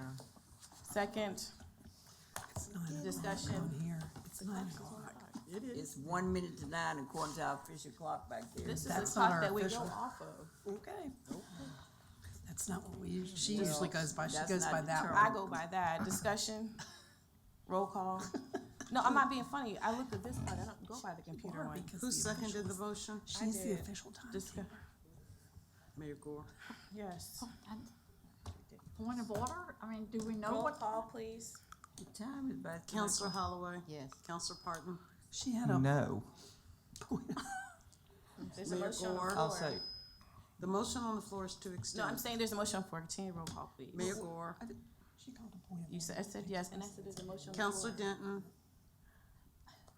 No. Counselor Pelham, Yes. Vice Mayor Bennett. I missed the discussion part. Yes, we waiting there for one more. Well, Yes or no? For this, all right. Well, I mean, 9:01. it's yes all or right, no? yes. I make a motion and meet me Is that adjourned. the end? No, She has not I was even- waiting for Vice Mayor Bennett. She didn't answer me. She said yes. She did? I didn't hear that. Okay, and Counselor Randolph? No. Madam Attorney, technically speaking, the roll call was finished past the 9 o'clock mark. Now it's 9 o'clock. But the roll call was The in roll call motion. wasn't finished. Well, What say you? The rule simply says that the meeting lasts for 3 hours. It's a maximum limit. So if that's predetermined, as soon as you hit the 3 hours, the meeting is over. The question that came up as a result of the mayor's comment was it actually 9 o'clock at the time the meeting was called? So, I mean. It wasn't 6. It was 2 minutes till. So, We started the but meeting it certainly late. is now, by both that clock, and we don't have a majority to continue the meeting, do we? We do have a majority. Yes, you do. Is it a majority or not? Supposed to vote Can we- 43. We can extend a special It's meeting? 43. Thank you. There's a majority. Trying to get a vote out. We said- voted in hold time. on. She said yes. The What was delay the- was not in What the is the- vote, was what was that the- I didn't hear her. Had I heard her, they would have made it in time, truthfully. Okay. I'm sorry, but My response is based on the reading of your rule, and so the chair interprets the rules. So my position is, if the motion was not passed before the 3 hours expired, the meeting is over. But if the motion had passed and was done, then If the motion was? if the motion was voted on before we hit that magic moment, or arguably if you're in the count, but if you're still like in the discussion stage on it, then I would say no. You know If what? that makes sense. I mean, this is your rule. Your rule is not It's- precise. Emotions It's are fine, you law. know, Let's- next time when we have a roll call, people, please just stop and let her do the roll call. You I mean- interrupted, Johnny. Several people interrupted, which caused a delay. Were you interrupted? You were not a gentleman Motion is, tonight. the meeting's adjourned. You were not a gentleman tonight. I'm surprised. I wanna call a special meeting for as soon as possible. What is the first time I call a meeting to finish this? you can call a meeting within 12 hours if it's an emergency situation. Well, it depends on, I mean, here's the motion. Well, no, you already finished it up.